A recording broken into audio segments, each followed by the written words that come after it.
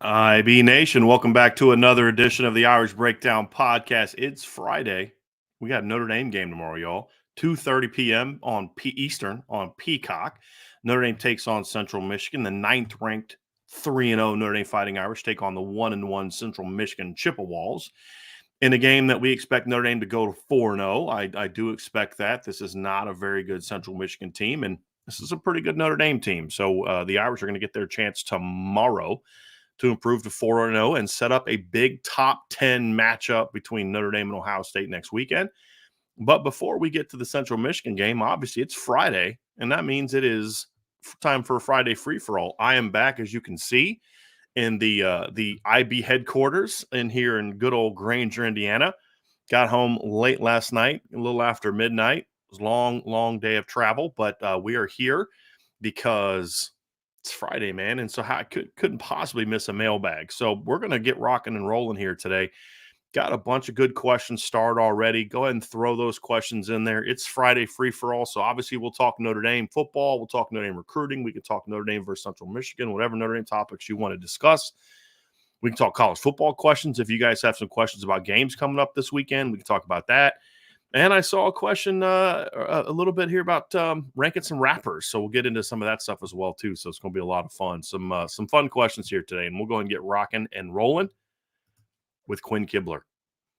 Quinn asks, is this the week we complete an outside go ball? Love your route breakdowns on the board, Brian. Sometimes it's hard to tell that on TV. Jump on the board, folks. Yes, definitely do that. What's interesting, Quinn, is, you say you finally complete a go ball, and again, say that. That's kind of the tone, and I get it. What's interesting is they've only thrown 2, and I thought that would something that would be more of a part of what Notre Dame does. I don't know all the reasons why we haven't seen it. Part of it is how teams have played Notre Dame, which we broke down yesterday, and we've broken down in past games, so I'm not going to spend a ton of time breaking that down again. But I do think, Quinn, that's something that needs to get more involved. I think there's several things they can do. They need to obviously call it more. I would like to see taking more shots of one-on-ones outside. I would like to see the receivers have to do a better job getting off press and reroutes by cornerbacks. They haven't done a great job with that.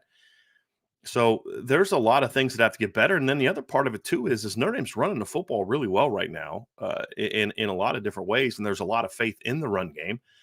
And I got to say again, I was really impressed. I did not feel this way at first. When I first started breaking down the game, I looked at it and I was like, man, I just didn't love Jared Parker's game. But the more I broke it down, I had such respect for the patience that he showed, sticking with the game plan, knowing it was going to open up some opportunities for big plays. You could just see it built in to some of the play calls, like, hey, look, we're going to hammer them and hammer them and hammer them because it's going to open up some big play opportunities against a team that last year in 2022 did not give up a lot of big plays.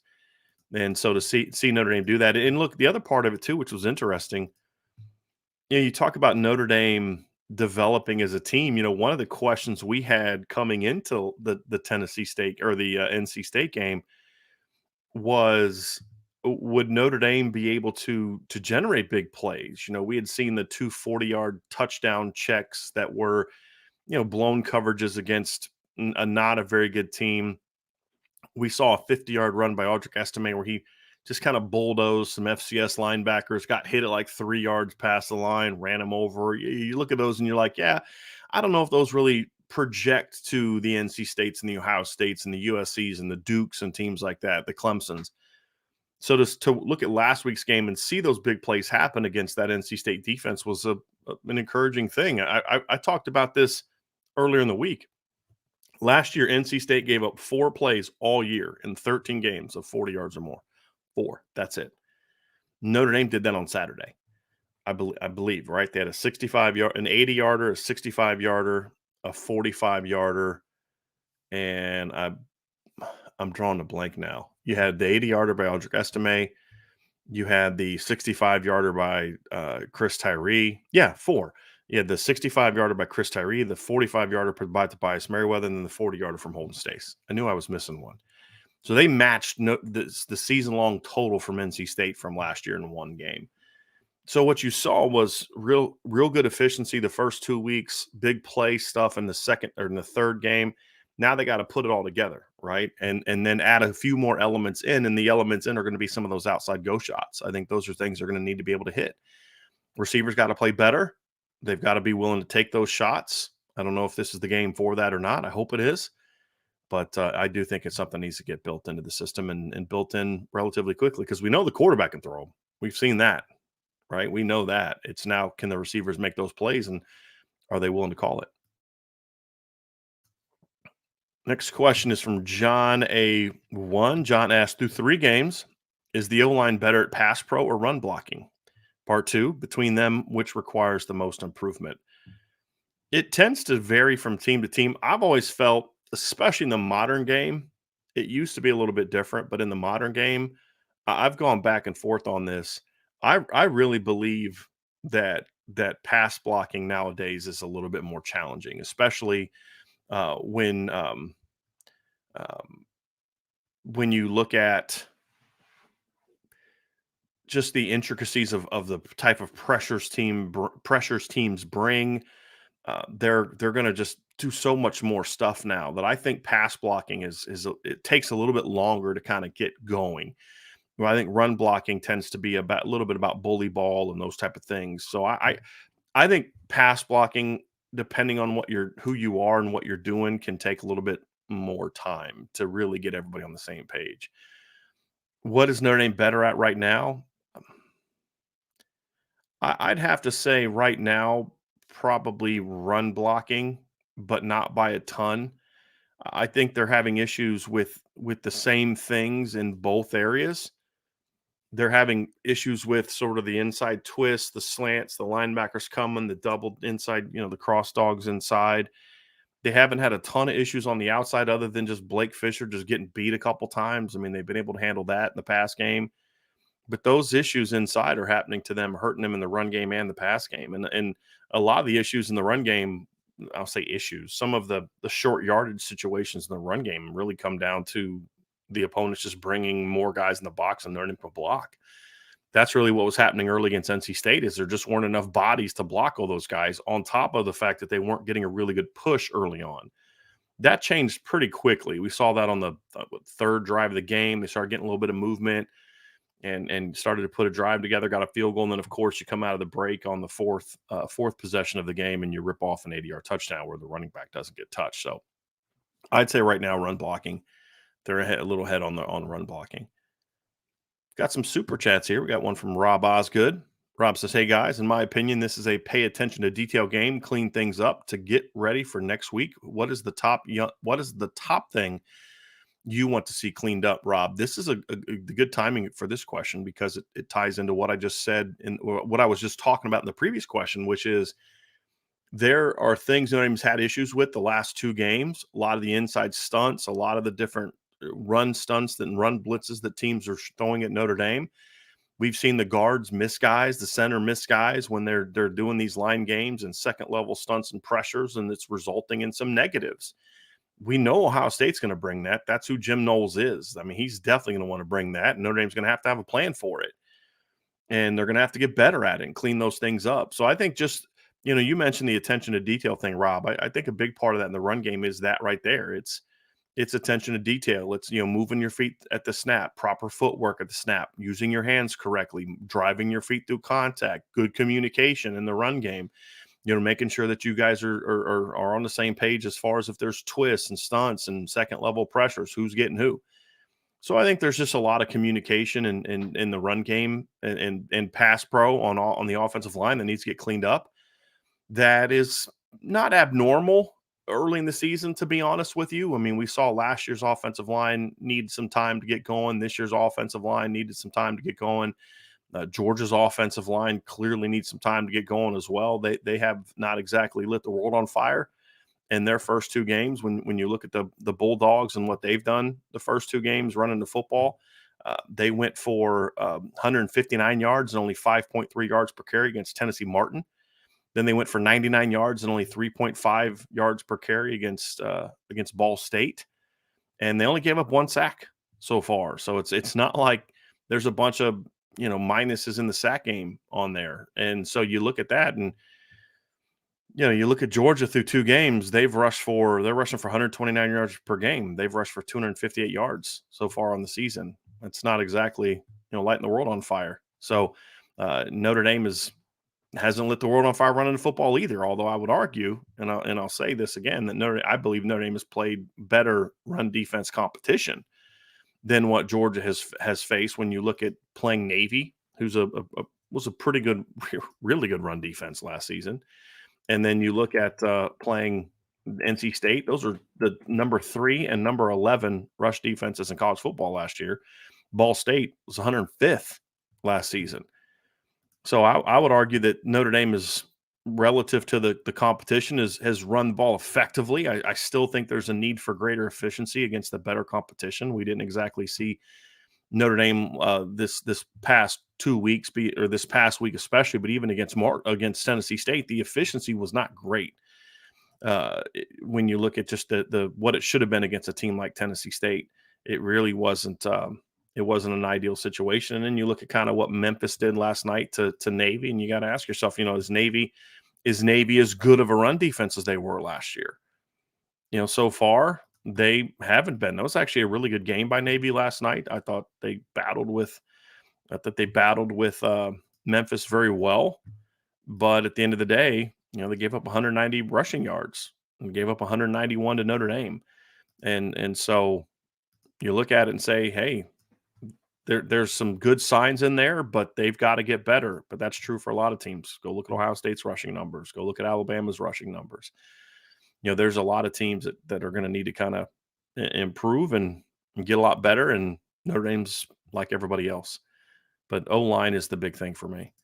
Charlie Weiss's last belt loop with a super chat. Thank you, Charlie. I saw an interview with Sam Hartman that Sam said Jimmy Clausen gave him sound advice to stay level-headed with the Heisman talk and being quarterback at Notre Dame, that it will pass by you if you don't live in the moment. That's great advice by Jimmy Clausen.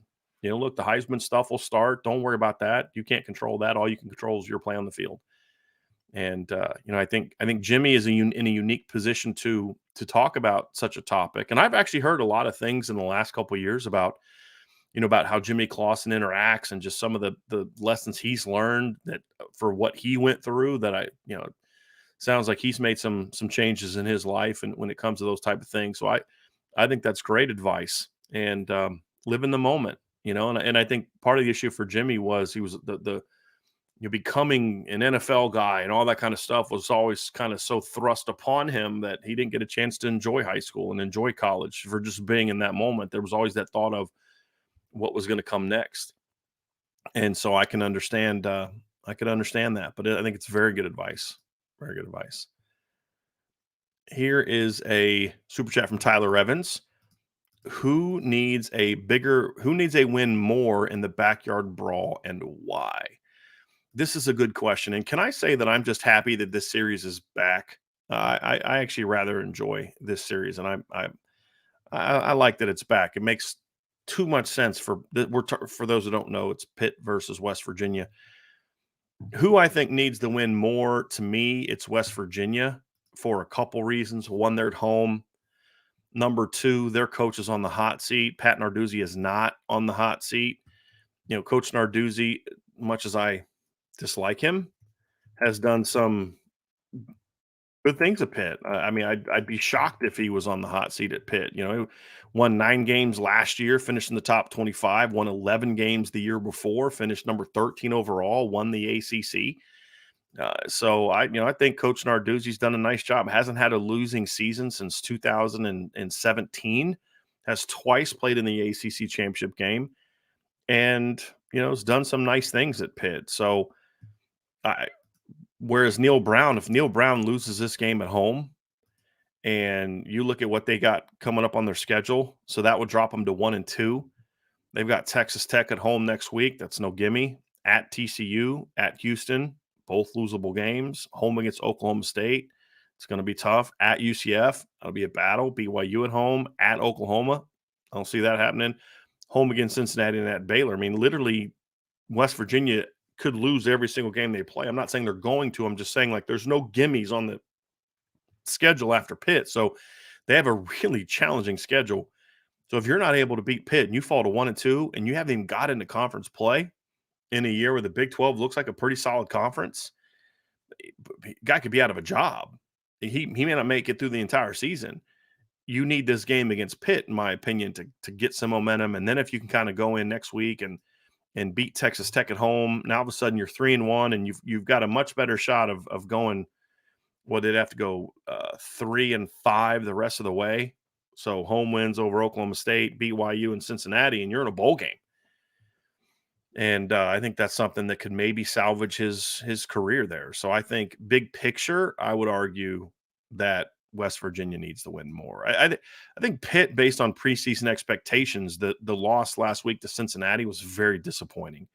It was a home loss. It was an out-of-conference game. It's a Cincinnati team faced with a new coaching staff, new quarterback, and they didn't play well. And they just got outplayed. Quarterback position struggled. Phil Dracovic struggled in the game. His comments afterwards, you realize like he's hearing everything right now, and that's not a good sign. So I think short term, you could argue Pitt has more at stake because Pitt has higher expectations. And when you look at Pitt's schedule, it's not easy either. I mean, they got North Carolina at home next week. Then they're at Virginia Tech, home against Louisville, at Wake, at Notre Dame, home against Florida State, home against Syracuse, home against BC, at Duke. There's a lot more winnable games for Pitt on the schedule. If you start 1-2, it's no gimme they're going to beat North Carolina at home next week either.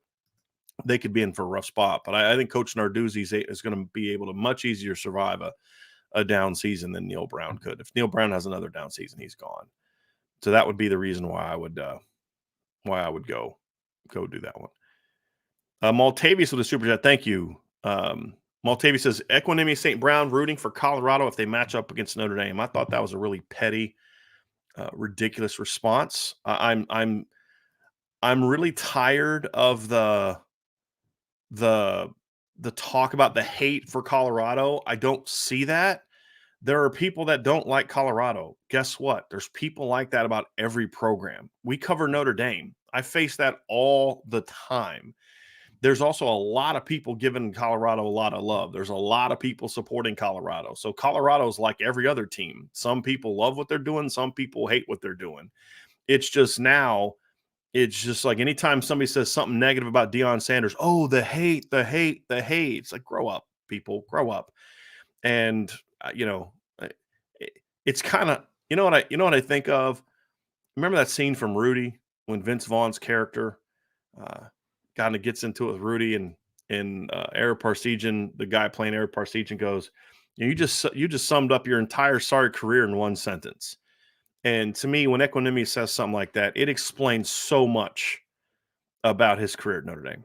It does. And I'll just leave it at that. But he can root for whoever he wants to root for, and I can choose to think it's childish and not care about what he does or says. But I thought that was pretty ridiculous. But y'all know, I want Colorado to be successful. I've said this before. Deion Sanders staying at Colorado as long as possible and having success is going to help Notre Dame because they're not going to battle for a lot of recruits. He's going to be taking guys from Florida.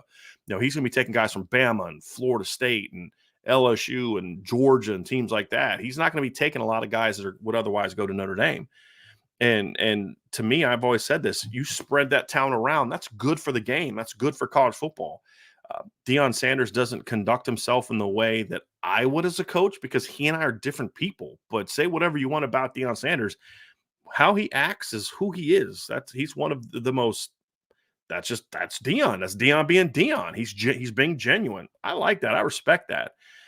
I just kind of get tired of we're just always creating drama, right? Like we're always getting into these petty little the hate, the disrespect. Like not everything is hate.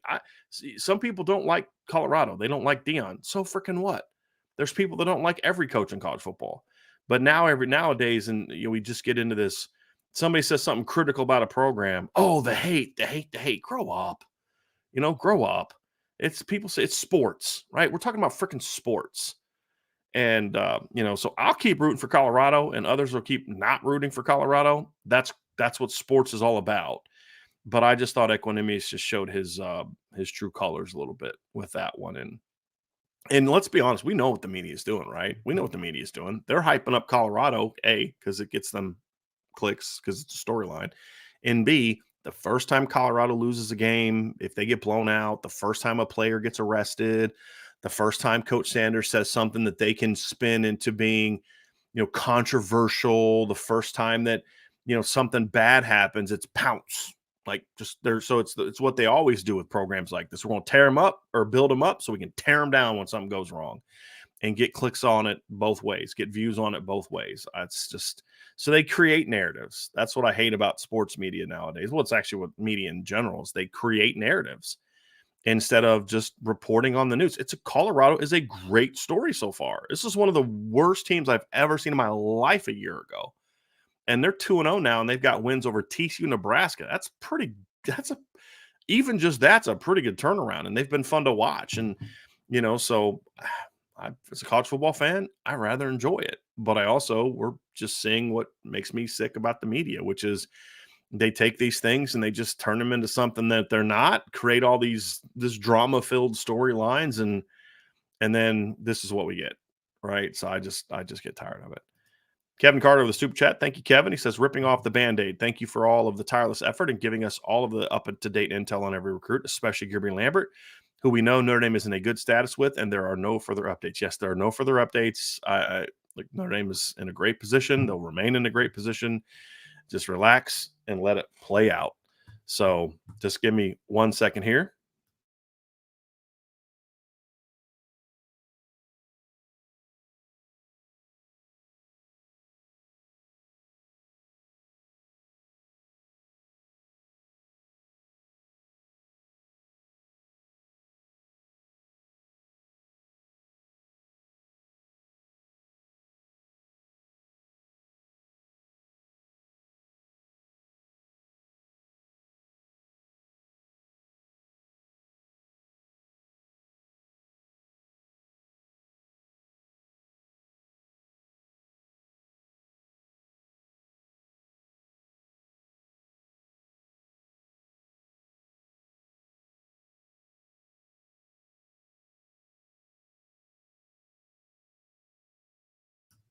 Some interesting stuff going on right there. So yeah, we'll yeah, apologize about that, but sometimes certain people call you, you got to answer the phone. So let's get some more questions here as we get back to it, everybody. Irish blooded, better offensive mind, Lincoln Riley or Ryan Day? Well, let me just say this because I talked about this last week. I think both of them are very good offensive minds.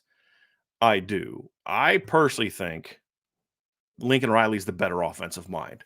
I think Lincoln Riley's a little bit more creative in the pass game. I think Lincoln Riley has been a coach that has been in his career more committed to the run game, even as a head coach. Although I've argued in the past that the further away he got from Bob Stoops, the less he ran the football and emphasized running the football.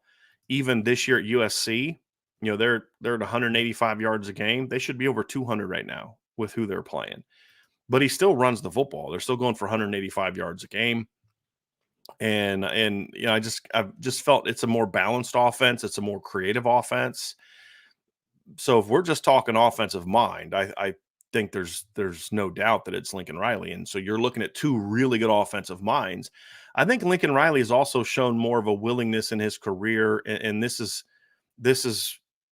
I haven't done a statistical analysis of this. It's been more of a gut reaction, and I'll just look it up here real quick. Look at it last year. I've always felt Lincoln Riley always seemed more willing to be aggressive in the pass game too, to be more vertical. Where I've always felt Ryan Day was a little bit more middle to intermediate type of guy. I've never completely loved what Ryan Day does offensively. If I'm going to be honest with you, I've always felt that part of his success, again, I think he's a very good offensive mind, but I think a chunk of his success also has to do with the fact that, if we're being honest, he's a guy that has had way better players than the people around him. That's somewhat true of Lincoln Riley as well, but I've always thought that the success was driven more by that talent. Whereas, you look at some of the things that Lincoln Riley did at Oklahoma, and I mean, to me, it was a little bit more impressive than what we saw from Ohio State.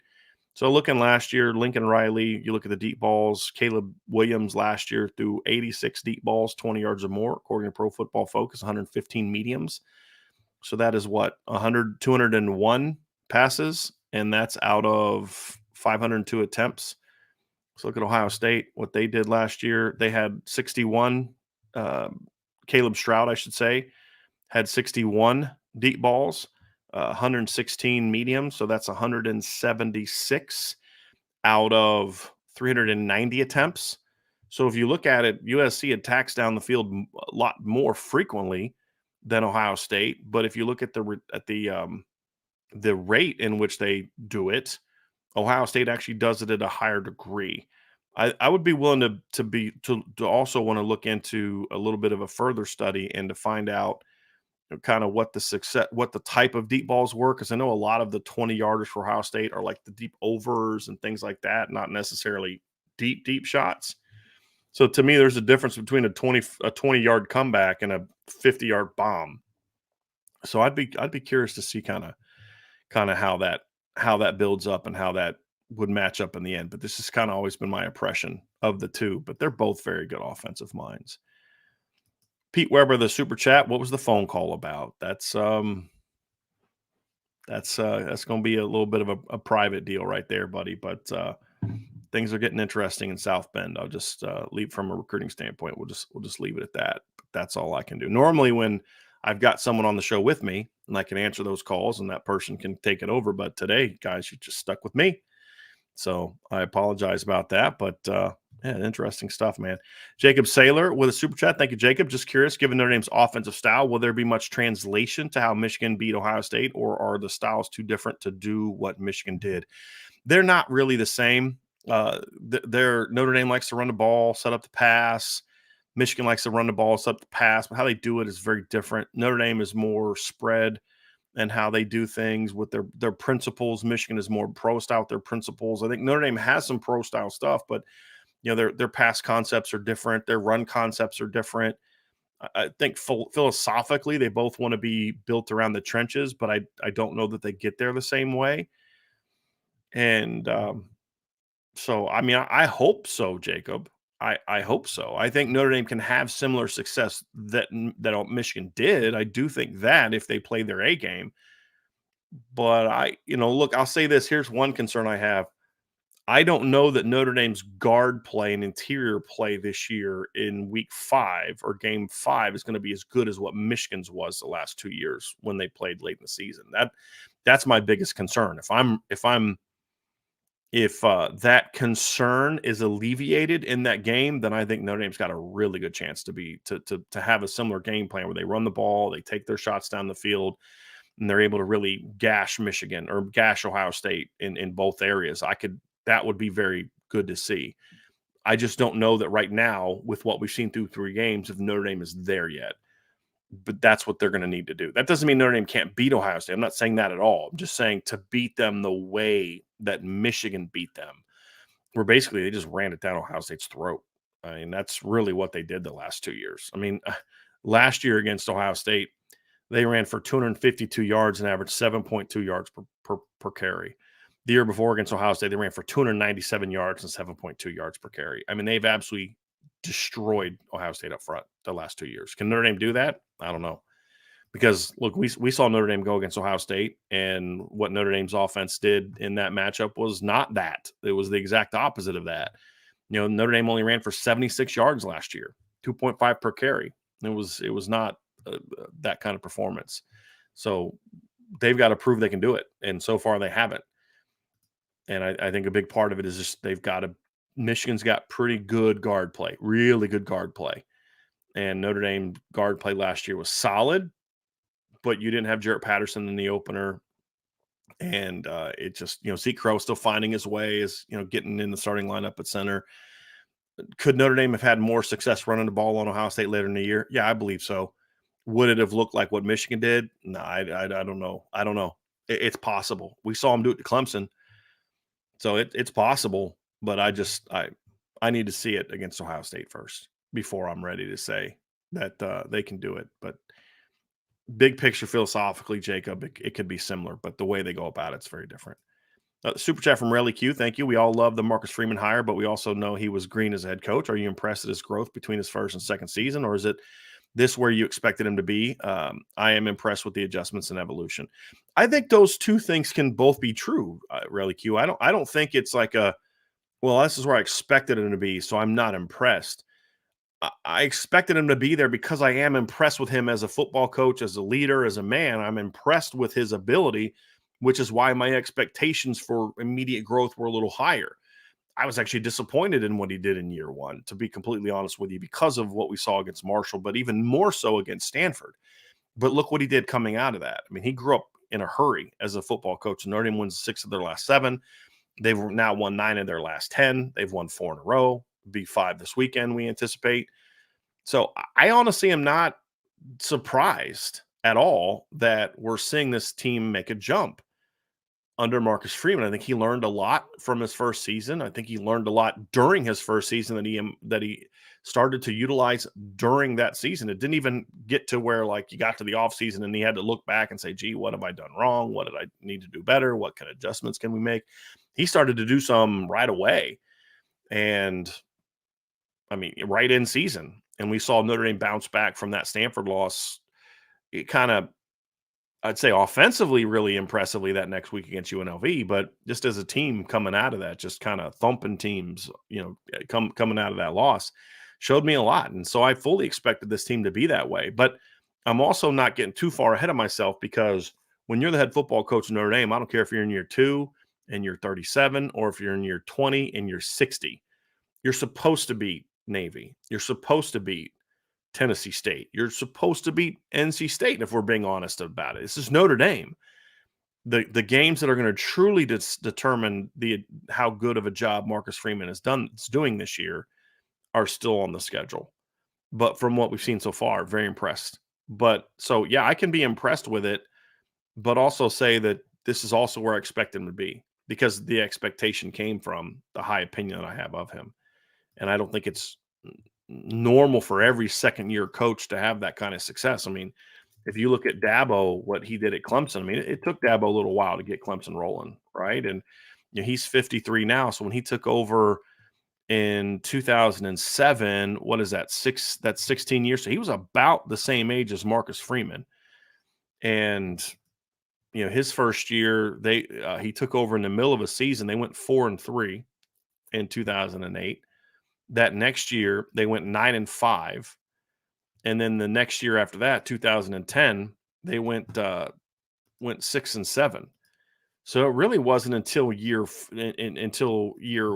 4 they started to show some growth.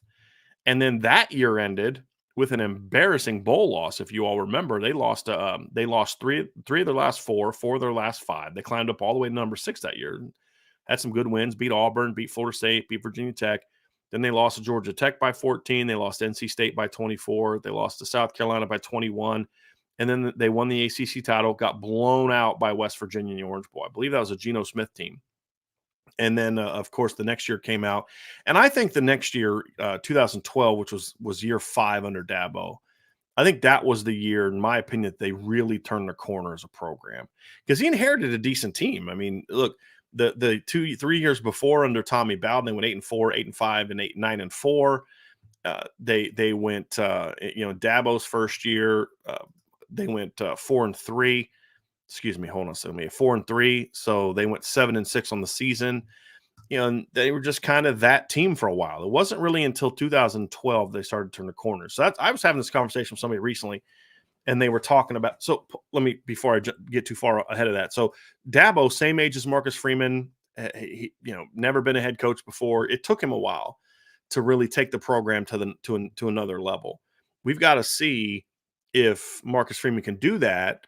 But if he is going to be, if this team continues to do what they've been doing, then he'll have a chance to be ahead of that. But there's a lot of football still to be played. But I was having this discussion with somebody the other day, and they said, hey, Dabo only won because he had 2 generational quarterbacks. And I said, let's pump the brakes on that slander a little bit. I understand some people don't like Dabo, and that's what's funny when people are like, oh, people hate on Deion Sanders. I don't know a coach in college football right now that gets more hate from people outside that program than Dabo does. And that's been true for years. So people always like to pick and choose guys they hate for whatever reasons. But I've never felt that Taj Boyd gets enough credit for his role in turning that program around, because to me, it's not Deshaun led to Trevor. It's Taj led to Deshaun, which then led to Trevor because Clemson had back-to-back top 10 seasons when they went 11-2 both year before Deshaun even showed up on campus.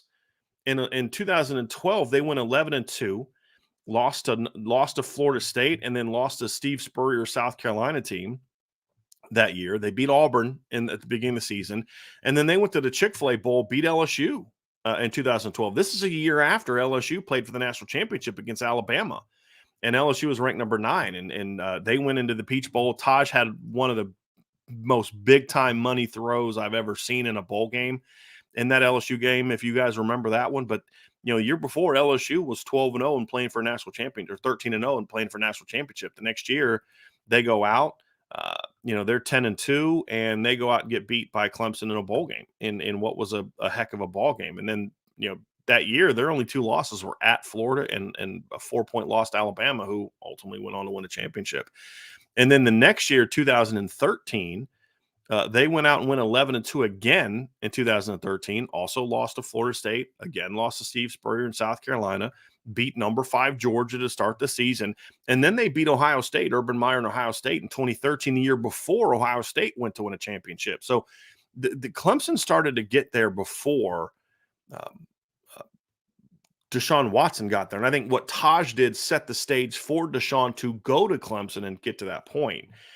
But again, that was year 5. That was year 5 when they started that. If Marcus Freeman is able to build on what he's done so far this season, he'll start to take that step in year 2. Now, that needs to still be proven, and they're not there yet. But with what my expectations are for this team, I think they're getting a lot closer to that. I had a super chat from Tristan Mize. Thank you, Tristan. Just want to say BD greater than BK. Thank you. Jokes aside, glad your mom is well and back at home. Can't wait to see how the rest of the year plays out. Need to see the D-line get after it this weekend. Go Irish. Tristan, it's not that we need to see the D-line get after it. We need to see the D-line be allowed to get after it. This is what I think is missing. And this, I'm not saying you're saying this. I'm saying a lot of criticism online about the D-line and the sacks and all that. And it's like, man, you guys got to understand they can't get after the quarterback if they're not being turned loose in the way that they need to really pressure the quarterback. And so, and also, if all you're coming at me with is sack numbers, then you're not properly understanding what goes into being a good pass rusher. I think I've said this for years. I'm not saying sacks don't matter. I'm not saying sacks aren't impactful. What I am saying, however, is too many people focus too much on sacks, and that's my issue. Is sacks can have their role, but at the same time, as we saw with Howard Cross against Tennessee State, we've seen plenty of times. Sometimes a sack is good for the offense because it means the quarterback's not thrown off his back foot with someone in his face and getting picked off. So I think those things have to be factored in as well. And I look in 2 games, Riley Mills and Howard Cross have combined for 3 games have combined for 12 pressures in 3 games. They've combined for 4 quarterback hits in 3 games.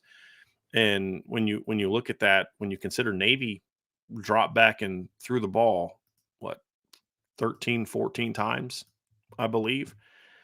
So actually, let me go look at that real quick. So I'm just going to go to Navy real fast. Look at what the Pro Football Focus has them down for total dropbacks in that game, and see what they had them. They had them down for 7 total dropbacks, and so I think it was a couple more than that because there was a couple pressures. But yeah, I mean, they didn't drop back and throw the ball a whole ton, and Notre Dame still was able to go out there and have that kind of production from their interior. Now, those 2 guys don't have a lot of sacks. I think Riley has 1. Does Howard Cross even have a sack yet?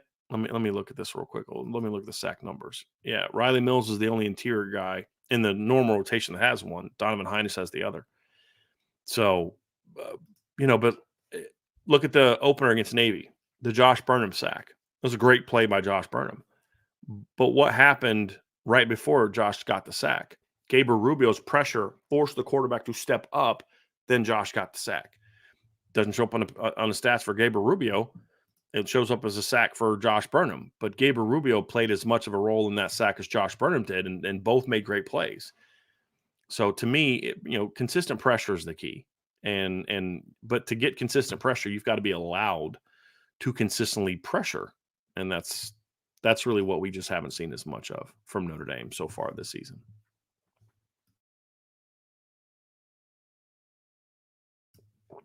Just a quick heads up and asking y'all for a little patience today. My voice is kind of going a little bit, but so I'm going to need to take some tea breaks here throughout the show.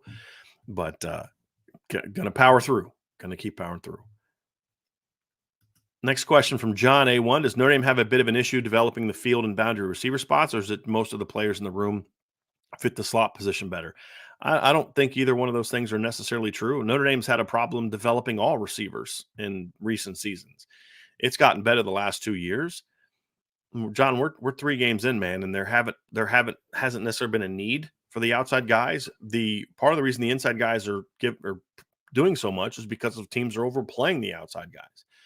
You say, well, Tobias Merriweather got his big play from the slot. Well, did Tobias Merriweather get developed more to play the slot than he has outside? I don't think that's necessarily how it works. So I just think some guys are better fits at positions. I've said this all along, and I hope that Jaden continues to prove me wrong. But I just have always felt Jaden Thomas is better inside. I think his size, his game, his skill set suits better to the slot, but you can't put him inside because he just doesn't fit there. And then you look at it beyond that, it's like, well, who are the other guys, John? There just aren't a lot of outside guys. So I wouldn't say it's a developing problem. I say it's been a recruiting problem from the previous staff. But I think there's plenty of talent out there. Obviously, a lot of it's young. We've got Tobias, you've got Rico Flores, you've got Braylon James. They need Deion Colsey to step up a little bit and continue to be productive like he was in the opener. But I think they're going to be fine. I mean, a lot of the reason stuff isn't getting thrown inside, honestly, guys, is because the outside stuff is just being presented more. I just think that's the case. And so I know that we like to take small sample sizes and project them into these big, meaningful takeaways and things like that. And that's what sports media's turned into. But I would just say, go look at football. It's always an evolution. Your team is always an evolution. Teams do certain things early, and so you do things to counter it. Then teams react to that, and then you've got to react back to that. And I think that's a lot of what we're seeing from the offensive line, or from the wide receivers, is a unit that right now some guys are making transition to new spots. Young guys stepping into a lineup for the first time. The way defenses are playing them, there's just been a lot of opportunities. You ask yourself, why do they keep getting so many guys open over the middle of the field to even be able to do those type of things? Well, where's the defense? They're coming inside to stop the box, and then they're playing deep to take away the deep ball. Well, guess what? That's going to open up seam routes to the tight end, in routes to the receivers, quick post routes to your slot receiver. That's why those things are coming open. It's because how teams are playing them. If teams start to adjust and play them differently, then that's going to open up other opportunities for them to go have success. And then Notre Dame needs to counter. And that's when we'll learn and think a little bit more about the outside receivers at that point in time, John. John also asked, going back to the Syracuse game, Deion Colsey has been more impressive playing in the outside spots, and Thomas doesn't seem to thrive as well outside. Should Notre Dame review its personnel groups at wide receiver? Well, the question for that, John, is who do you take out of the slot if you're going to do that? If you're going to move Jaden Thomas back inside, which I think is his best position. So, I'm sympathetic to the question you're bringing up because I think Jaden Thomas is better inside than he is outside. Who are you taking off the field? Because right now, Jaden Thomas is your most experienced and veteran guy at receiver. You're going to need him on the field.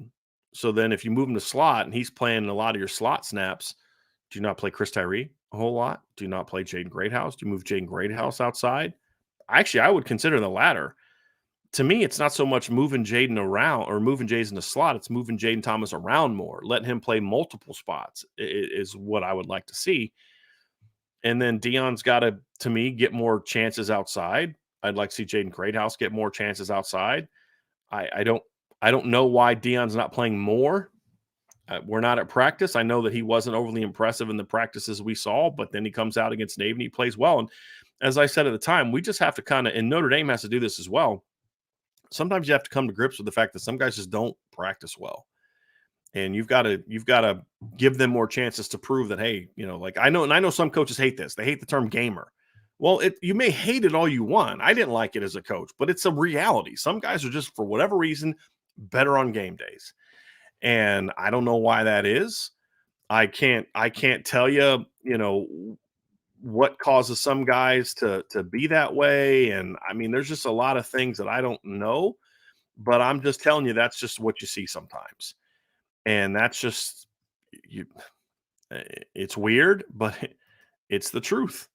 And Notre Dame's going to have to figure out kind of what to do about that because when Dion plays, they're pretty good. I mean, like I've had guys like this before.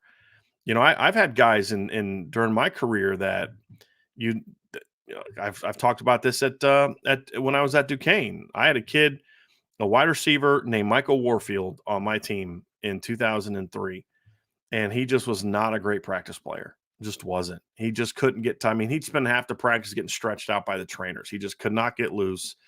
He was a good player in practice. He was good, but I didn't see what coming from him what he ended up being that year.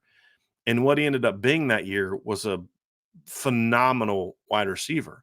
He went out that year, had trying to remember like the specifics, but I think it was like 51 catches for over 1,100 yards, 14 touchdowns in 11 games. You wouldn't have thought that he was that guy from watching practice. But when it came to games, we knew we had to get him the ball. It didn't really matter what he did in a week of practice because we knew on Saturday he was going to go make plays. And so we had to make sure we were game planning to get him the football. And that's just the reality sometimes. Maybe Dion's that kind of guy. And if he is, at some point in time, the staff is going to have to say, hey, this is just who he is. We've got to figure out ways to use him. And then Dion either steps up or he doesn't. And then But so far, Dion Colsey, when he's played in games, has been pretty good. I don't really know what else to say outside of that because I think the staff, my big fear, John, is that when you're winning and you're winning impressively, sometimes you can get locked into, well, this is just what we're going to do. And I think of like the left guard position. I think of the receiver rotation. Don't wait till you lose to realize that you've got to adjust stuff and fix stuff. And that can make something, like defensively, you've got to be able to look at some of the flaws and say, hey, look, yeah, this worked this week, but man, if you project this against Ohio State or against USC, we're going to be in trouble if we leave those zones open like we did against NC State, and then adjust. The problem is some coaches are not willing to do that. When things are working, they're going to look at the numbers and they're going to say, well, this is the numbers, and we're only giving up this many points per game, and we're only giving up this many yards per game. So clearly we're doing something right. And, it's like, well, not really. Like it's working because you got way better players, but it doesn't work as well down the road. I'm not saying that's the truth for Notre Dame. I'm just making a point that, you know, there are things about the defense that need to be cleaned up. I'm not saying they're going to be terrible against other teams. I'm not saying that at all. I'm just saying like there are things you need to be able to look at and say, in spite of the numbers, we still have to get better here, here, and here. You've got to be able to look at the offense and say, in spite of the numbers, yeah, we've scored 40 points in X amount of games, this, that, and the other. But that's kind of like, but you should be doing that. That's who you are. You're Notre Dame. You've got way better players. But are there areas that you still need to get better? Yes or no? The answer is clearly yes. And is it a personnel thing? Is it a rotation thing? Is it a schematic thing? Is it is it a preparation thing? Is it all the above? And think of ways that of how you can continue to get better. Because that's what the best teams do, in my opinion. They don't go, well, we're 5-0 and we've won every game by 20 points. So let's just keep doing what we're doing. It's like, hey, we're 5-0 and we've won every game by 20 points. But looking back, we should have won every game by 30 points because we missed this opportunity, this opportunity, this opportunity. And then we're going to work to get better. So next time we don't. And that's where Notre Dame needs to be. They may be there. I don't know. I'm not a practice. So I can't tell you that they're not there. I'm just telling you that that's where they need to be. And if they are, then they're going to continue to adjust and make some changes and all those type of things. And they'll be good to go. And they'll continue to get better. All right. So we've got some question here. Irish Blooded with a question. It says it's early in the season, but how would you rank the Power 5 conferences best to worst so far? Well, best to worst so far, I think this is kind of an easy one to me so far. The best conference so far has been the Pac-12, and the worst conference so far has been the SEC. So, I don't think that's really overly debatable, to be completely honest with you. I don't think it's overly debatable. I mean, you just look at the non-conference records. Pac-12 is 6-3. They've had some big wins. ACC is 4-3 against other Power 5 teams. Big 10 is 3-3. Big 12 is 4-5, and the SEC is 3-6. That's exactly the ranking that I would give. Now, the Pac-12 has the best record, but I would argue that so far the ACC has the best wins in the non-conference slate. Like, look, what the Pac-12 has done is really good, and even in that record for the Pac-12, that 6-3 record, there's been some good losses in there. If you can ascribe to such a thing, and I do.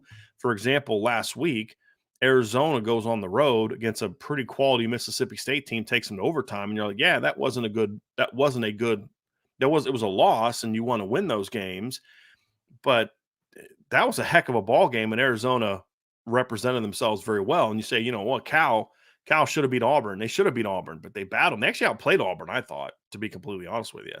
I thought they outplayed Auburn.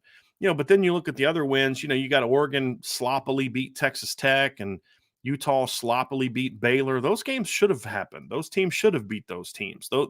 None of those are necessarily upsets. Utah beating Florida was an impressive win.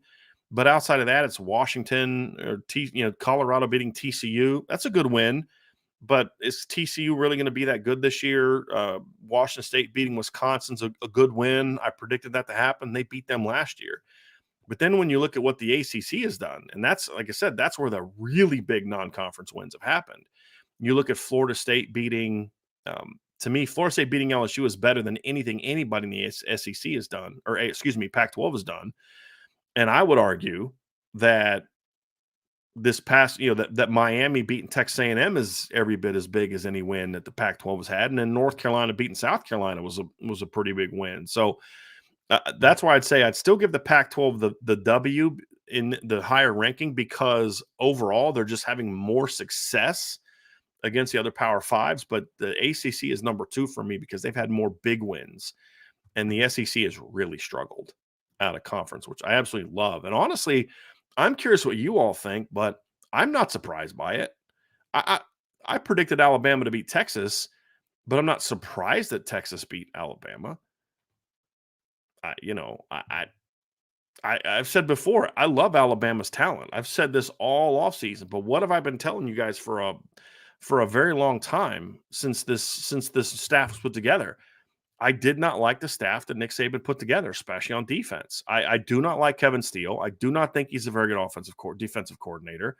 I just don't see it with him. And what was a big issue that they had? I mean, they had offensive issues against Texas for sure, but their defense turning guys loose and not getting after the quarterback the way that a team with that kind of talent should be doing, that's a coaching problem, in my opinion. And I'm not surprised by it. I had a feeling that we were going to see this. And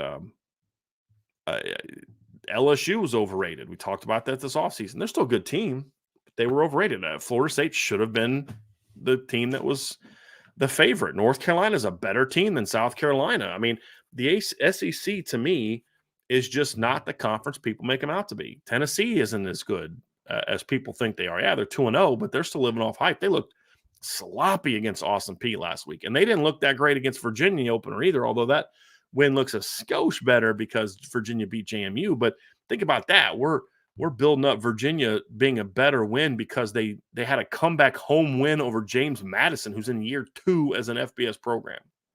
It's not a great place to be. So, yeah, we'll see how it all plays out. All right, let's get to the next question here from John A1. Based on what we've seen so far, which running back between Price and Love have the most 10-yard rushes at season's end? I'm going to probably go with Jadarian Price by a little bit. I think Jadarian's going to get a lot better. I think they're both going to get a lot better.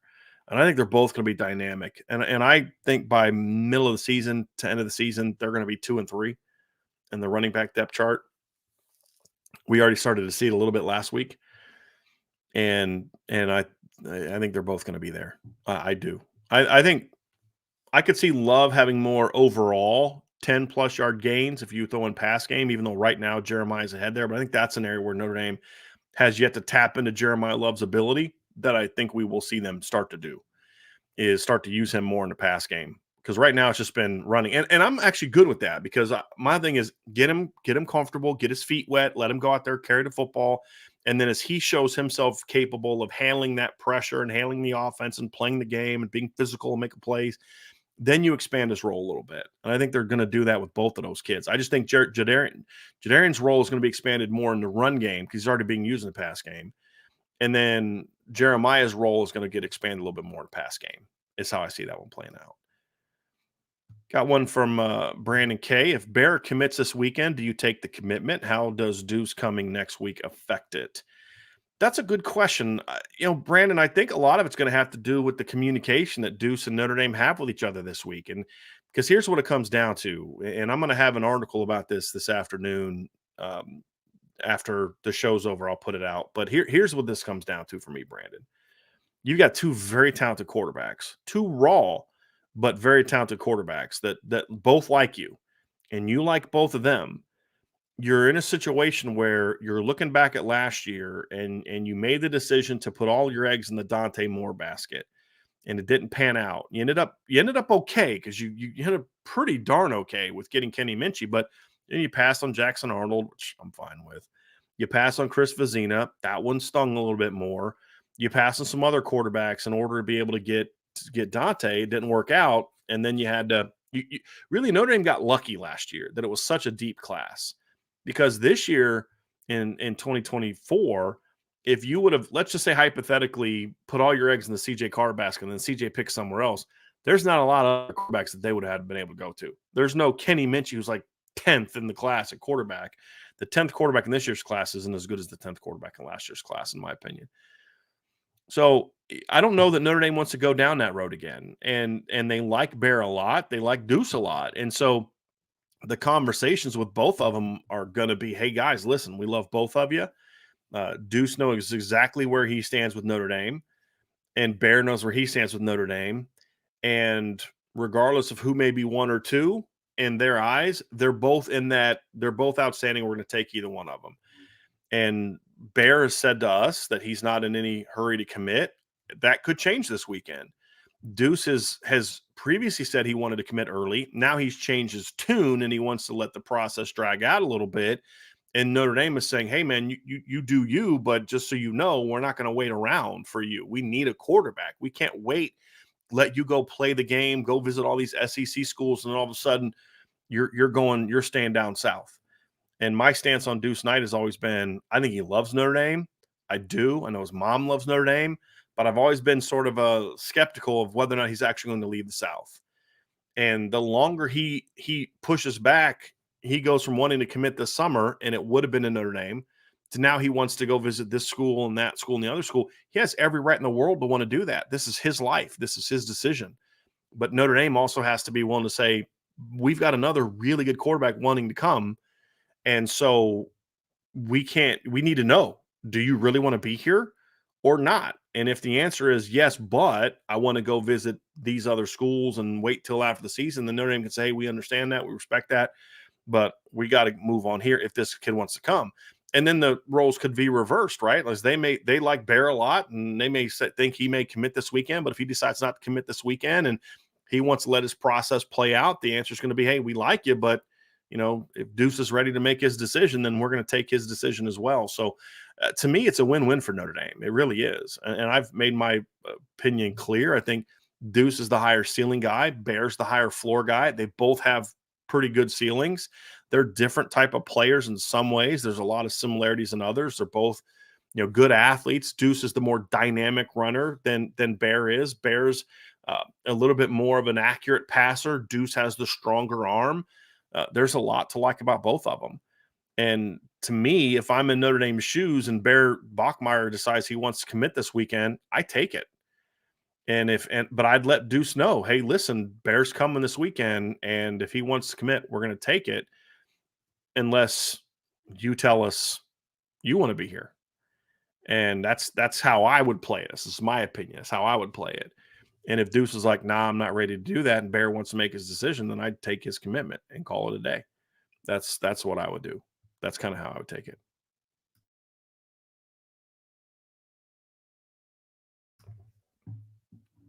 Irish Blooded with a Question here, college football question. Who is on more of an upset alert, LSU at Mississippi State or Tennessee at Florida? I think both of them. So we made predictions today at irishbreakdown.com, and we pick like 4 to 5 games a week that in some way have something to do with Notre Dame, whether it's directly a Notre Dame opponent or indirectly, like I kind of talked about today, which is these conferences tend to beating up each other a little bit. And so we go through and we all make predictions. And I'm gonna be honest, I predicted Mississippi State to beat LSU, and I also predicted Florida to beat Tennessee. I have not been impressed with Tennessee so far. They've run the football really well against two teams that aren't very good at stopping the run, in my opinion. They are when you look at uh, Florida, Florida's actually been pretty good stopping the run so far this year. In their 2 games, if I had more faith in Graham Mertz, I'd feel a lot more confident in that decision. To be honest with you, I really don't have a lot of faith in Graham Mertz. But like you look at Virginia, for example. So you say, wait a minute, Tennessee's done a pretty good job stopping the run, right? And say, okay, well they held Tennessee to 95 yards, or they held Virginia to 95 yards on 40 carries. Okay, well that's nice. But Virginia went for 18 yards on 35 carries against James Madison. So Virginia's just not very good running the football. And so to me, I just haven't been overly impressed with what I've seen from Tennessee. They don't really stretch the ball down the field, which they did in the past. Part of that's Joe Milton. Part of that's they don't have the receivers they had last year.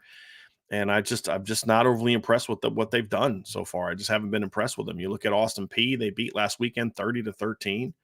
That was a game where Tennessee scored in the fourth quarter to make it to 30, just to get it to 30. It was a 23-13 game with just over 8 minutes left in the fourth quarter. Austin P is a team that the week before lost to Southern Illinois 49-21. So they're not very good. Austin P against Tennessee rushed for, let me pull up the numbers, rushed for 79 yards on 34 carries. Looks great, right? Like, wow, man, Tennessee really stopping teams. But Austin P against Southern Illinois had 39 rushing yards on 23 carries. So both of those games where they held opponents down low, if you look at what those opponents did against other teams, they were significantly worse against other teams, James Madison and Southern Illinois, than they were against Tennessee. And so I just haven't been overly impressed by Tennessee, to be honest with you, this season. Now they're going to be a lot more up for this game. With all due respect, it's harder to get up for Austin P than it is for Florida. This is a place that these players on the team don't have any history of winning in. Florida, I thought, bounced back well last week. Now again, it was against McNeese State, so you don't get too carried away with it. But I thought they did what they were supposed to do last weekend and handled their business against an inferior opponent where Tennessee did not, in my view. So neither of them played a very good opponent, but I thought that Florida did what they needed to do and was the more impressive team in that game. So I like Florida in this game. I'm less confident in the Mississippi State LSU upset prediction. Uh, what the reason it comes down to for me is LSU did not play well against Mississippi State for 3 quarters last year. Did a nice job pulling away in the fourth quarter, scored 21 unanswered points to win 31-16 in that game last year. But LSU, to me, against Florida State, really struggled to run the football. They came out against Grambling. Logan Diggs had over 100 yards. They looked good, but it was Grambling. They ran for 302 yards against Grambling. I think they're going to have a tougher time running the football on Mississippi State. I really liked Mississippi State's win over Arizona last week. I thought that was a really quality win. That's going to get them prepared for a game like this, in my opinion. In offense like LSU's, Arizona's a pretty good offense. It's not as good as LSU's, but it's pretty good. And they handled their business. I'm not I always say this, I'm not betting a mortgage. I'm not even betting a ham sandwich on Mississippi State beating LSU. I predicted it, but that's as far as I go because I like the matchups. But I'm not going to be surprised at all if LSU wins that game and bounces back well. I'm more confident in Florida beating Tennessee, but even there, it's a coin toss. I mean, I think I have both games. I've Mississippi State winning by a point. I have Florida winning by 4. A lot of that has to do with it being in Florida. If it was in Knoxville, I'd pick Tennessee to win, and I'd pick Tennessee to win in Knoxville by more than 4, if that tells you anything. So I think they're both going to be good games. Penn State, Illinois is another game I got my eye on. Illinois has not looked good in the first 2 games.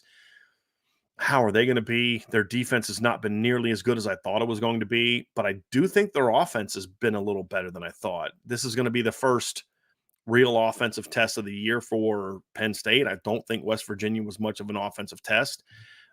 I think that this is, to me, a little better offense just because they've got better talent at Illinois. But they've got to figure out a way to be a little bit more creative offensively and allow their talent to carry the day. I was shocked at how bad they got whooped by Kansas last week. I wasn't shocked that Kansas won. I was shocked that Kansas whooped Illinois. That's what surprised me. Do they bounce back against Penn State? I don't think so, but it's an interesting one to keep an eye on for sure. Brandon K also says, if the Notre Dame offense and defense switch sides of the ball, who would be the best player at each position? Oh, gosh. Oh, Josh Burnham, I'd put at quarterback probably. He'd be the best. I mean, I don't really know, Brandon. That's more of a message board question. I say this all the time. Things like that these things that this is there's no preparation that goes into that. There's no thought. I'm not thinking about that when I'm breaking down games. That's a much better message board question. It's a fun question, especially with as many guys as Notre Dame has kind of recruited to play on both sides of the ball.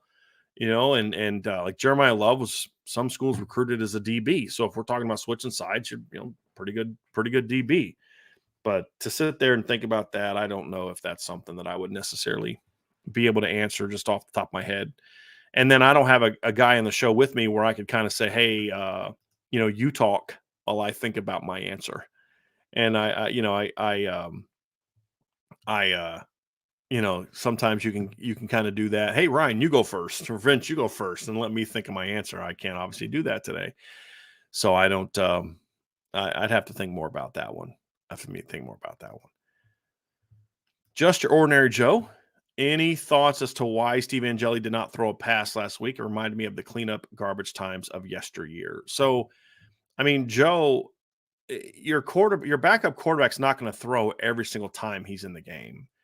When Steve Angeli got into the game last week, it was 45-24. There wasn't a lot of time left. Let me find that real quick and just give you a specific of what the time was when that game when that happened. So just give me a second. Here's go play by play. So they took over the ball with 2:03 left and ran 3 plays and the game was over. NC State did no, I'm sorry. They took over at 2:03 and NC State had no timeouts and they were able to one timeout. They were able to just basically run the clock out. 3 plays and run the clock out. I don't know that there was a pass was needed to be thrown. You're up by 21. There's only 2 minutes left. You're just trying to get your guys a couple reps and get them on the field, make sure there's no injuries, and you're just trying to get out of the game. Where I've had issues in the past, Joe, is when they would put the backups in with like 7, 8, 9, 10 minutes left. You got a chance for a couple drives, and you just run it out. They ran 3 plays, right? 3 plays. I mean, I wouldn't have even had a problem if they would have put the starting offense back in and run those 3 plays. I would have not complained about that at all. So I actually like the fact they got them on the field and called 3 running plays, but there was no need to throw the ball in that particular situation. So I didn't have a whole lot of a problem with it, to be completely honest with you.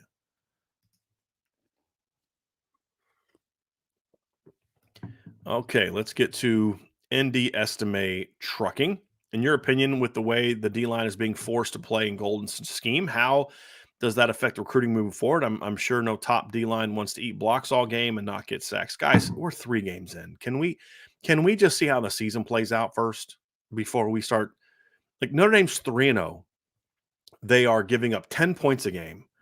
They have won every game by minimum 21 points. Things are going okay. Are there areas they got to get better at? Yes, there's areas they got to get better at. But if you're a defensive lineman and you're sitting there saying, look, Riley Mills is getting some production, he's making some plays, Howard Cross is having a great start to the season, and you're going to say that based off what we've seen in 3 games by a team that's dominated, by a team whose starters haven't even played barely half a game in 2 of those games. Let's just pump the brakes a little bit, right? Let's see kind of what happens in the next few weeks. Let's see if they can continue to get better.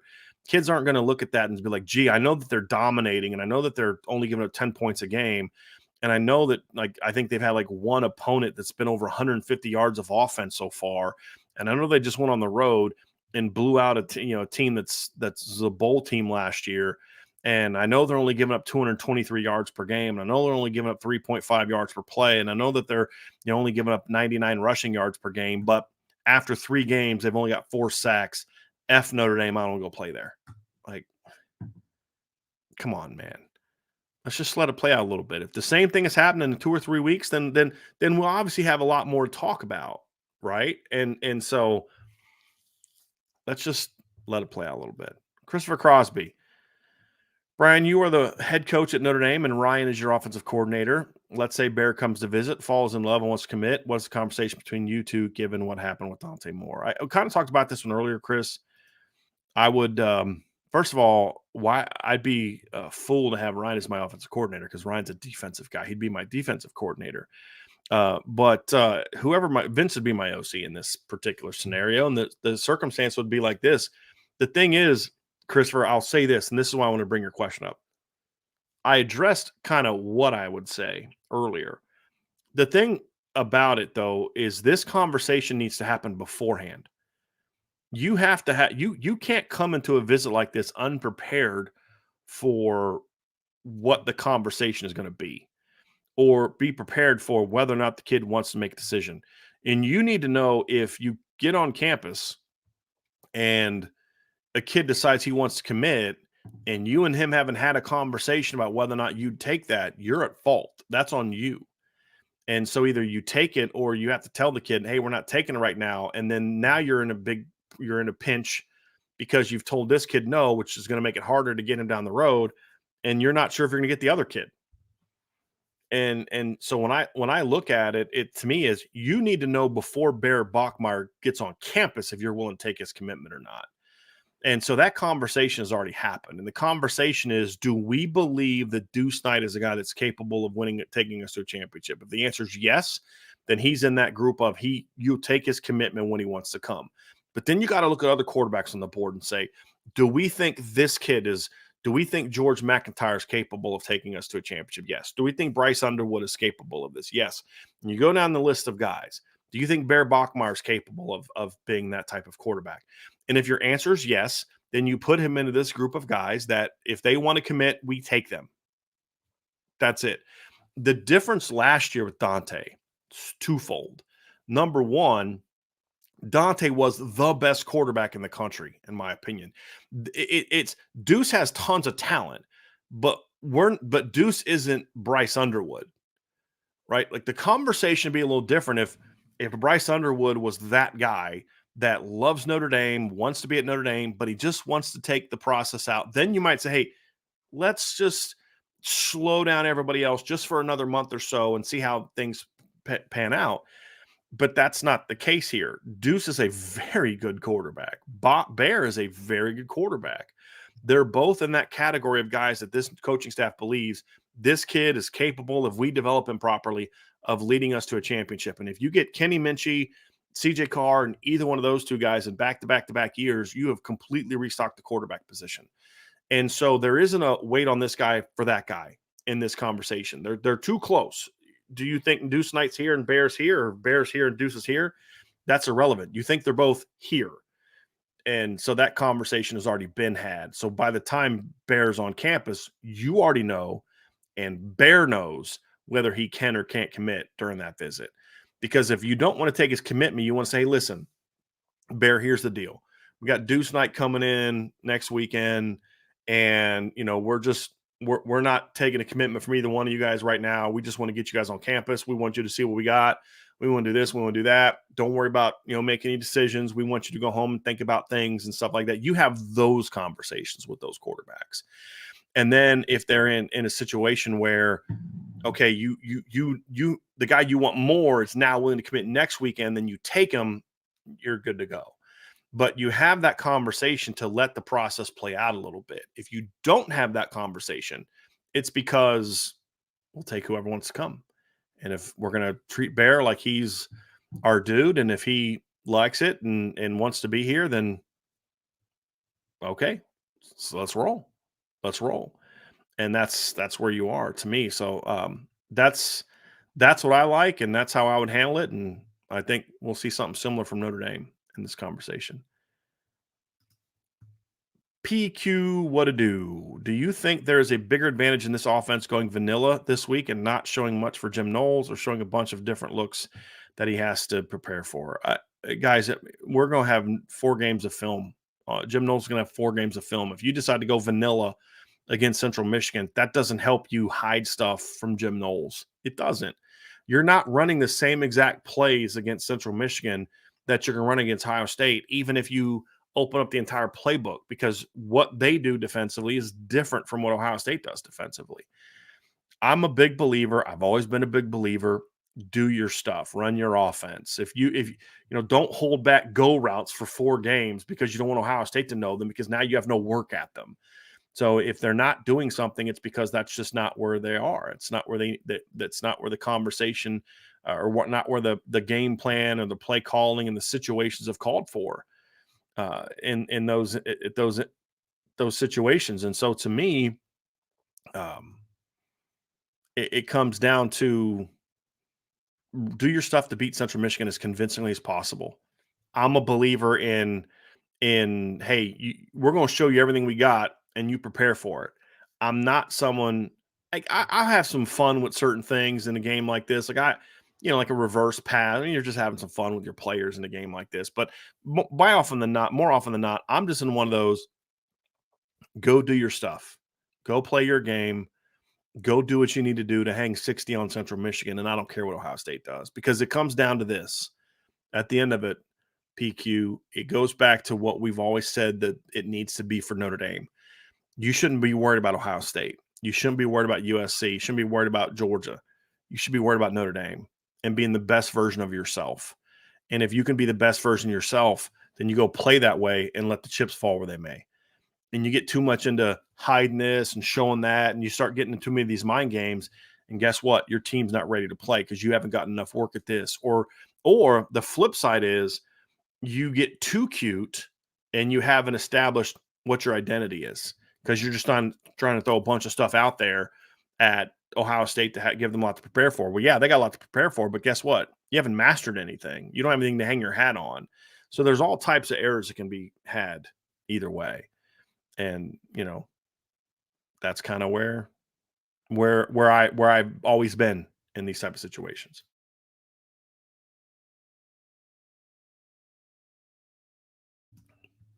All right, let's get down to some more questions here. We've got one from Chris Crosby. It says, can Notre Dame's defense hold up against Ohio State's passing attack being so linebacker heavy? Don't you at least have to see if you can get pressure on them with just your front defensive line?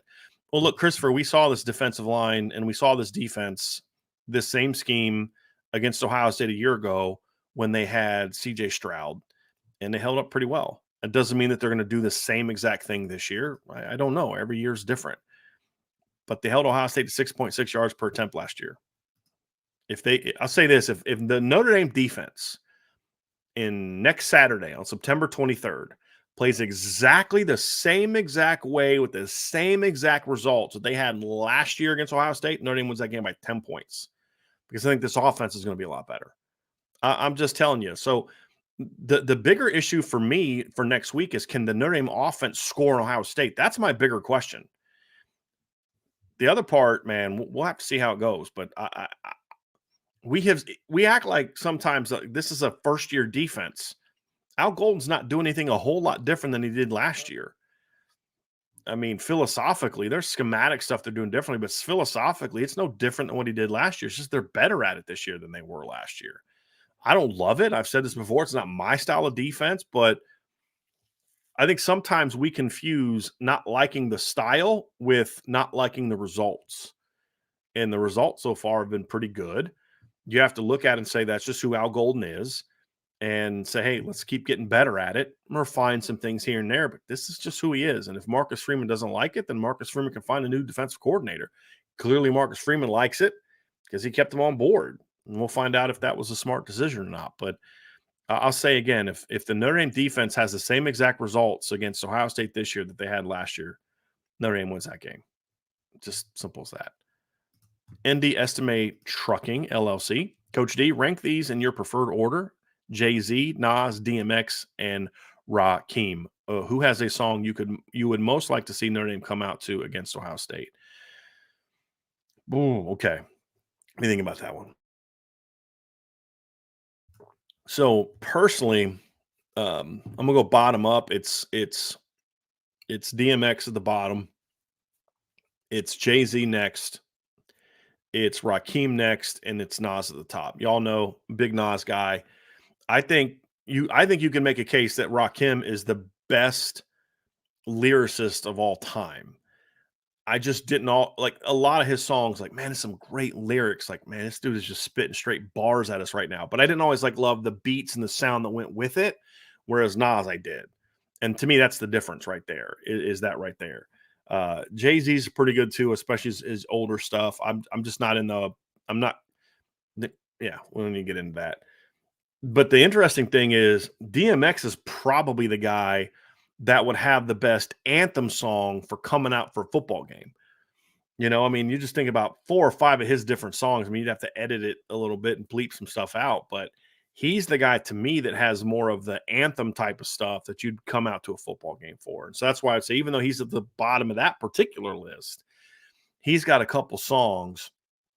Like for example, it gets me hyped up every time I see it. Like if I was going to do a workout or had something coming on, like you know, X gonna give it to you something. I mean, just the beat and just the whole thing, and it's just like it gets pretty fired up. Like that to me would get me more fired up for a coming out for a game than Ether or going back to the Illmatic days or anything he's done kind of in between. And Nas has phenomenal stuff, but I wouldn't call his stuff like stuff that you'd play, coming out for a game. Jay-Z's got some stuff maybe you could do. Rakim doesn't really have that kind of stuff so it'd be Jay-Z's got some stuff, right? But DMX to me has more of that anthem type of stuff that you would want to come out. Yeah, would come out too. Christopher Crosby, Tyler Van Dyke has had a very solid start to the season. Once thought by some to be a first round talent, can he get back in that conversation if he continues to play at his current level? I have never thought that Tyler Van Dyke. I'm a big Tyler Van Dyke fan as a college quarterback. I think Tyler Van Dyke's a very good quarterback and a guy that I wanted Notre Dame to look at if he jumped in the portal last year. And I would do it the same thing if he jumped in the portal next year. But I think he's more of a really good college quarterback, more so than a great NFL prospect. I don't know that I think he's got the combination of athleticism plus big arm for me to be a first round pick at quarterback. Doesn't mean he won't be a first round pick because they overdraft guys all the time. I'm just telling you what my grade would be.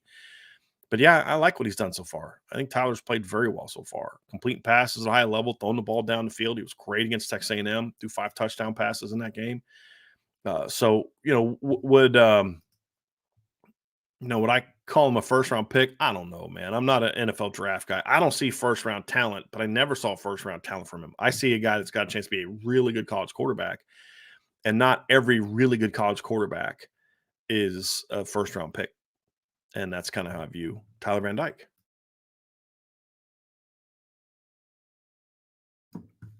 Tyler J. Robinson. Speaking of Tylers, do you think Icebox O'Shea is the greatest middle linebacker ever? So, no, because if we're talking about movie middle linebackers, with all due respect, you have to have Alvin Mack as your starting middle linebacker.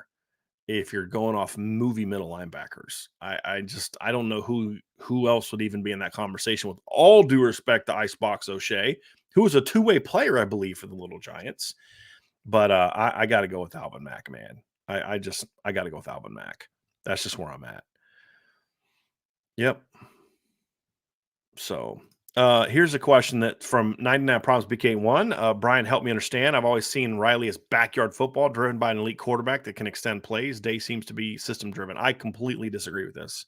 Completely. If you believe that, that's fine. But for me, I've always felt that he's got a very good scheme. I just you break it down, his he does a great job of doing things to get guys in space. That's scheme related.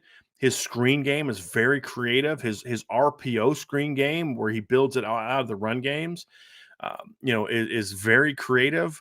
I'm not. My issues with Lincoln Riley as head coach have everything to do with his inability to practice the right way and build the defense the right way. It's so offensive driven. But when you just talk about like X's and O's and scheme and stuff like that, I think you're doing a great disservice to his ability to generate that kind of production. And I know we look at we look at some of the quarterbacks he's had, and I'd say he's had very different types of quarterbacks. You look at what he has with USC right now.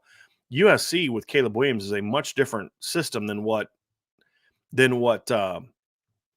Oklahoma was with Jalen Hurts or Kyler Murray, who were both dynamic runners. I mean, Caleb Williams through 3 games this year has 61 yards rushing. That's it.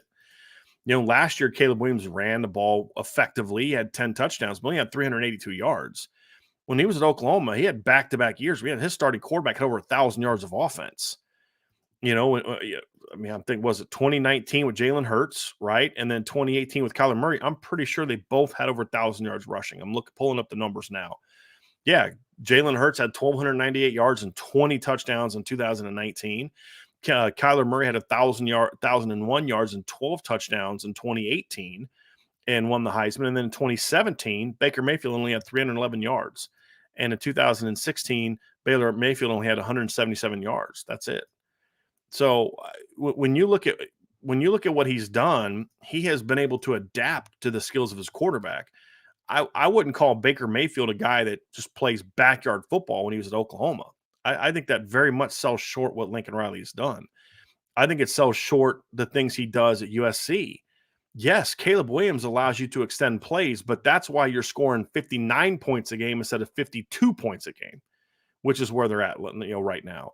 And I would argue that when you look at the success they had last year, they scored over 40 points. And let's see, 1, 2, 3, 4, 5, 6, 7, 8, 9, 10 games last year, 10 out of 14, and had 38 against Notre Dame. Yeah, the ability to extend plays was part of the success they had against Notre Dame last year. But a thing that often gets overlooked is they went out and ran for 204 yards against Notre Dame last year. And it wasn't just because Caleb Williams and all of his scrambles. He was able to buy time and make plays with his arm. But Notre Dame let Austin Jones run on them last year. That was the big problem because Lincoln Riley was able to get a quick early look at what Notre Dame was going to do, and he said, we're going to take advantage of that. Caleb Williams had 3 rushing touchdowns, but only had 35 yards rushing. Austin Jones had 154 yards rushing in that game. And so I think Lincoln Riley schematically as an offensive guy is one of the best in the business, just X's and O's and just how to design games. I just don't think he's a great head coach. That's more my big issue because I don't think he does a good enough job building the whole team together. And that's why I think Ryan Day is a better head coach than Lincoln Riley. I think Lincoln Riley is a better offensive mind. I just don't know that he's a great head coach in that regard. But yeah, I think he's a very, very good offensive mind. I really do. I'm not a big fan of him personally, but I in that regard, I think he is. Christopher Crosby, UCLA comes to the Big Ten and brings Dante Moore with them. Given how much play time he's going to get this season, does he show up as one of the top 3 quarterbacks in the conference? I think so. Do you? Well, again, it's kind of like some of the earlier questions we've had today, guys. We need to let this play out a little bit, right? Like we need to let these guys play a few more games. Right now, Dante Moore threw for 143 yards against Coastal Carolina and 290 yards against San Diego State. And this week he plays NC Central. Let's see what he does when they go to Utah in 2 weeks. Or next week. Let's see what he does in 2 weeks after that when they go, actually be 3 weeks after that because they have a bye. When he goes to Oregon State, when they play at USC. So let's just kind of let Dante develop a little bit before we get there. But look, you have to think that USC is going to get some kind of transfer quarterback next year if Lincoln Riley's still in college. You look at Ohio State, they're going to have a returning starter next year. Maybe J.J. McCarthy's coming back. Drew Aller's definitely going to be back. So when you look at the Big Ten, I mean, the Big Ten's going to have, I think, pretty good quarterback play next year. Can Dante be in that top 3? He can be. Yes, Sure, of course. But what if JJ McCarthy and Drew Aller are all back next year? Kyle McCord's back next year. Is it a given? And then USC is going to have a guy next year. Oregon's going to have probably a pretty talented quarterback next year. Who's Washington's quarterback going to be next year? Do they get a transfer quarterback? So there's just so much we have to see. But would I be shocked if, when it's all said and done, Dante Moore is one of the three best quarterbacks in the Big Ten next year? No, I wouldn't. But we got to see him play more than 1.5 games before I'm ready to go there. Got a comment from Pete Griff. Thank you for this, Pete. He says, longtime listener here. Brian, since starting IB, what areas have you grown the most in, and where are you still improving? Writing, planning, production. Love the show. Keep up the good work. Well, I don't know that I'd say it's really necessarily in those things. I think obviously the production part, we have to do a lot more of that. It's something I had never done before. I'd like to expand the staff so I don't have to be the one doing that stuff down the road. But I think it's more about just how I engage with people. I think it's something that's changed. There's a lot of reasons for that. I'm not going to really get into them, but just how I interact with people. I'll still lay some smackdowns on people from time to time, but not like I used to. So I think that's a big part of it, is just how I engage with people. But look, to answer the question more broadly, Pete, the minute that I say in any of those areas that I'm not going to improve in any of those areas anymore is when it's like, okay, now you're going to get passed up. You're going to get stale. People are going to pass you up. You're not going to be what you are. You're not going to grow. And so I would hope that we're always getting better. And if anybody on my staff thinks that they've arrived and they've got it all figured out and they've got all the answers, that's probably when we have a conversation about, okay, you might want to find somewhere else to work, because we're always going to look to be better. We're always going to look to do things better and differently and nuance. And hey, it's going good now, but can we make it better? And if I got people around me that don't have that mentality, then I'm going to have to find new people to put around me, honestly. And if I'm not doing that, then the people working for me need to be able to step up and challenge me and say, hey man, we're just doing the same stuff over and over and over again. And we're look at our numbers. We're not growing. We're not doing this. We're not doing that. So I would say, Pete, it may seem very cliche, but it's also very true. We should always be growing and always getting better and always changing and always adapting.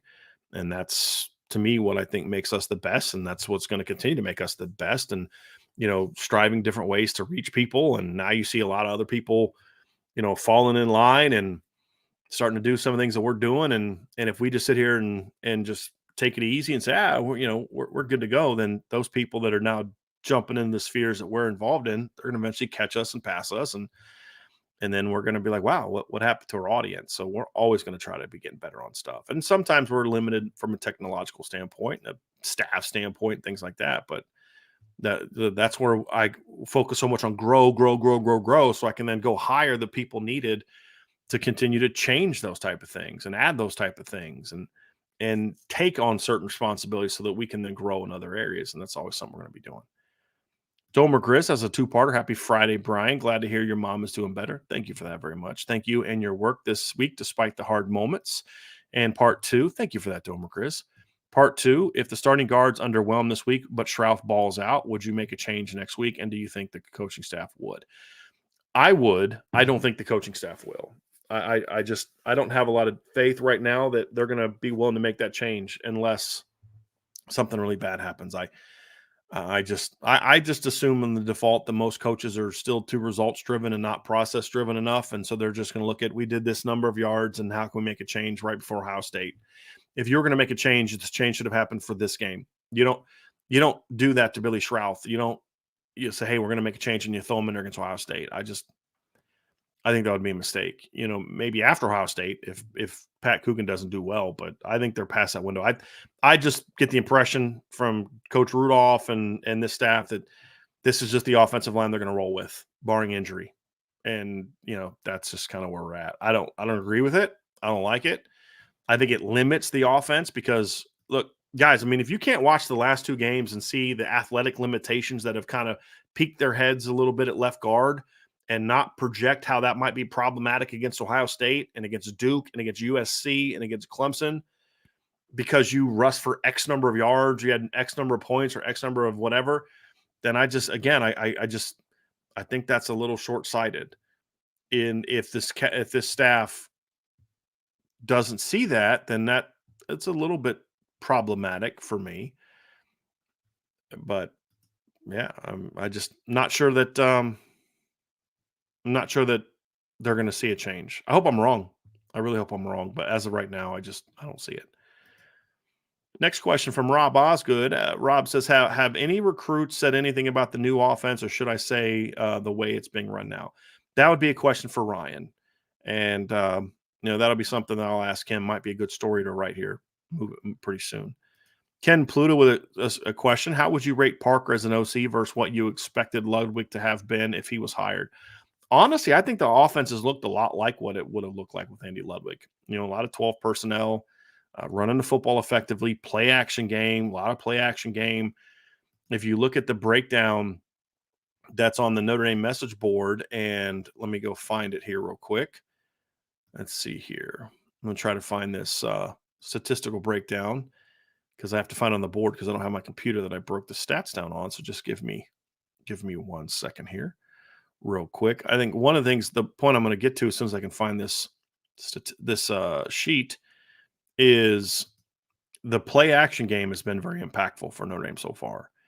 And we've seen it really in multiple games. So if you look at Sam Hartman against NC State play action, he was 3 of 4 for 53 yards and 2 touchdowns on just straight pocket play action. But they also ran 5 bootlegs, which are action passes, but just play action is just you make an action, you stay in the backfield, bootleg, sprint out. They did. So if you count bootleg on top of the action passes, they went 6 of 9 on some type of play action pass for 102 yards and 3 touchdowns.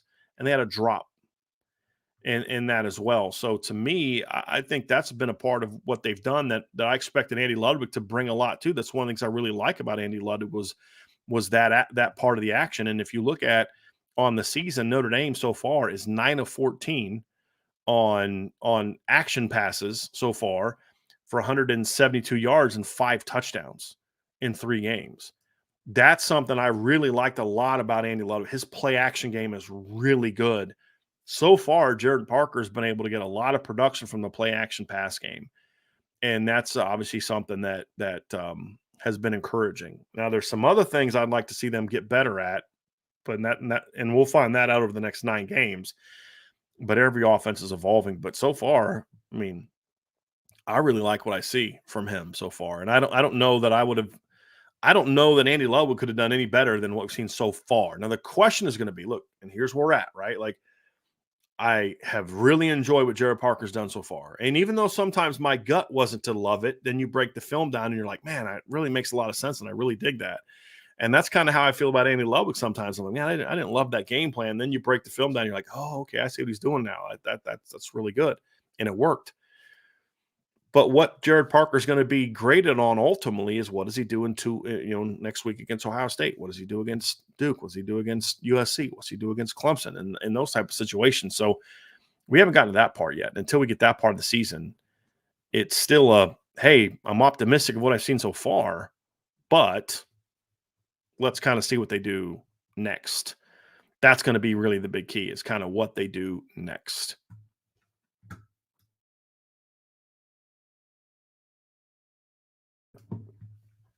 All right, let's get to some more here. Really good questions here today, everybody. Mark Avalone, do you think there are too many defensive penalties that come with an automatic first down? That's a good question, Mark.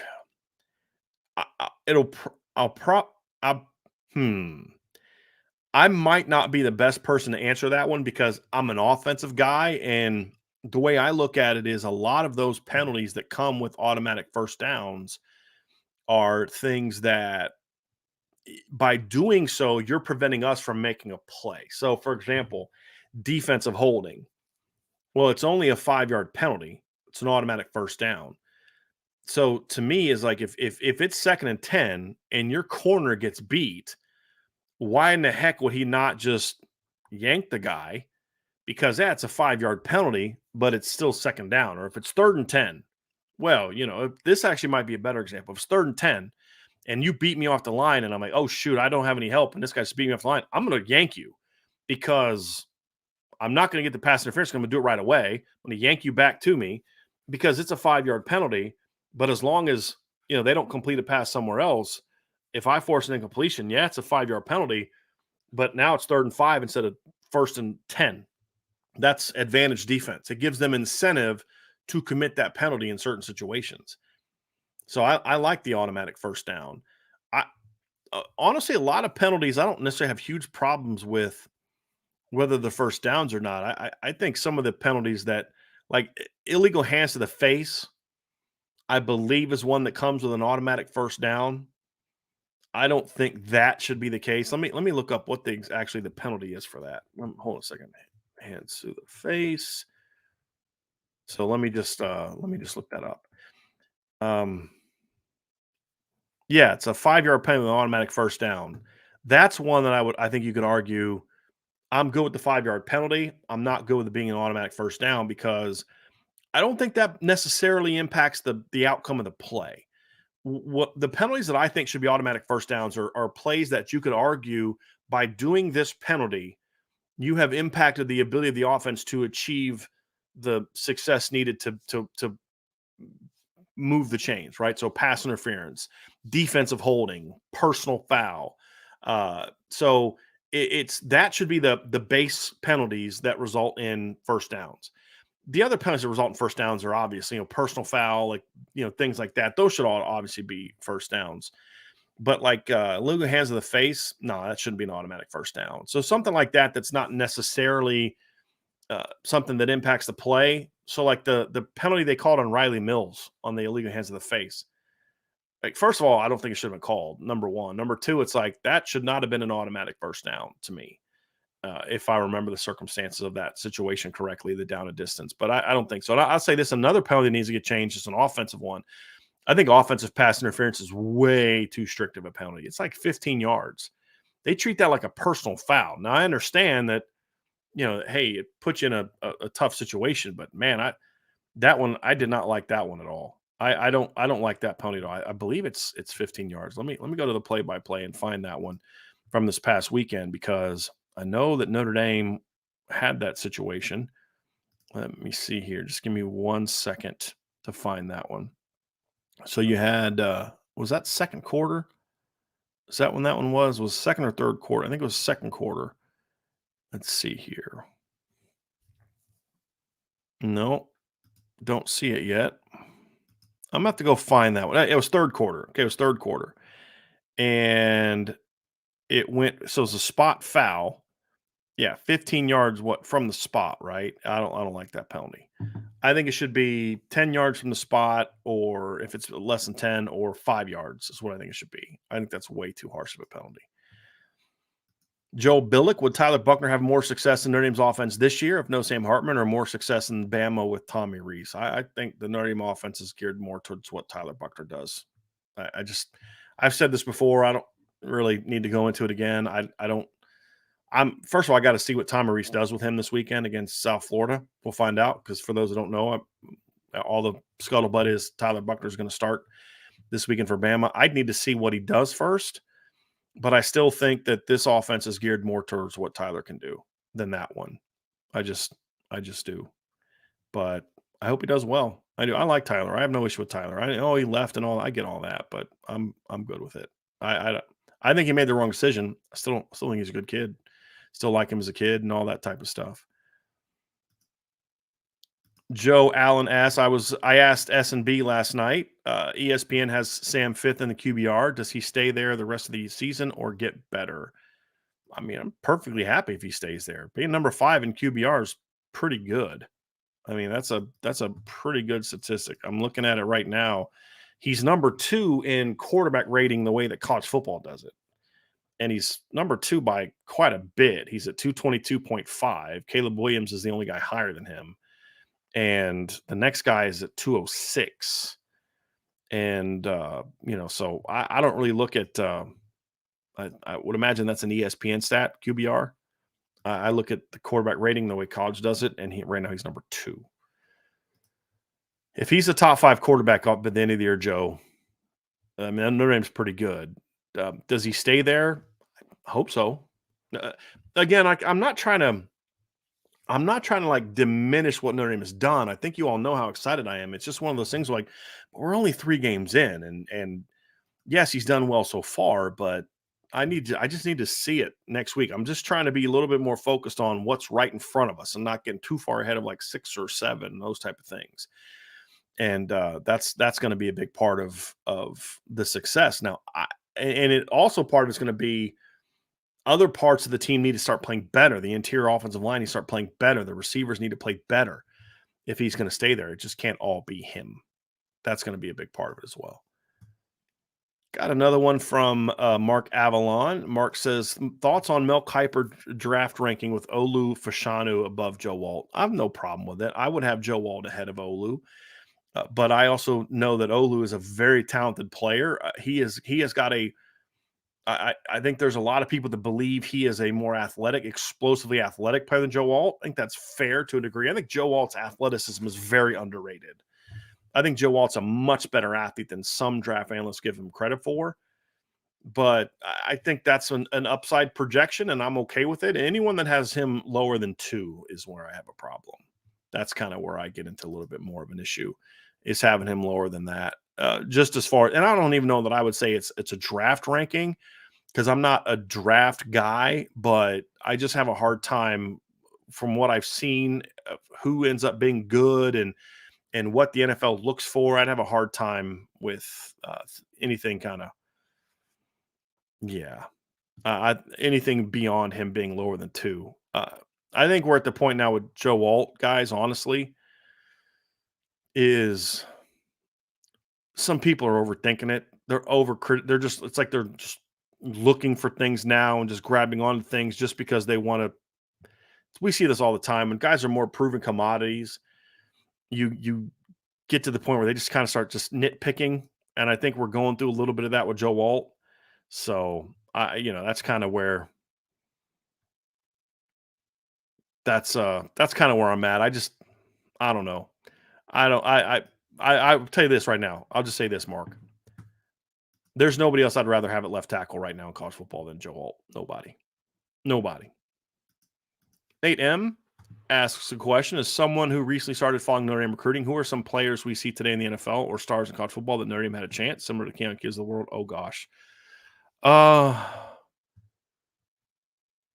you know, honestly, Nate, I've said this before, I don't really follow the NFL a ton.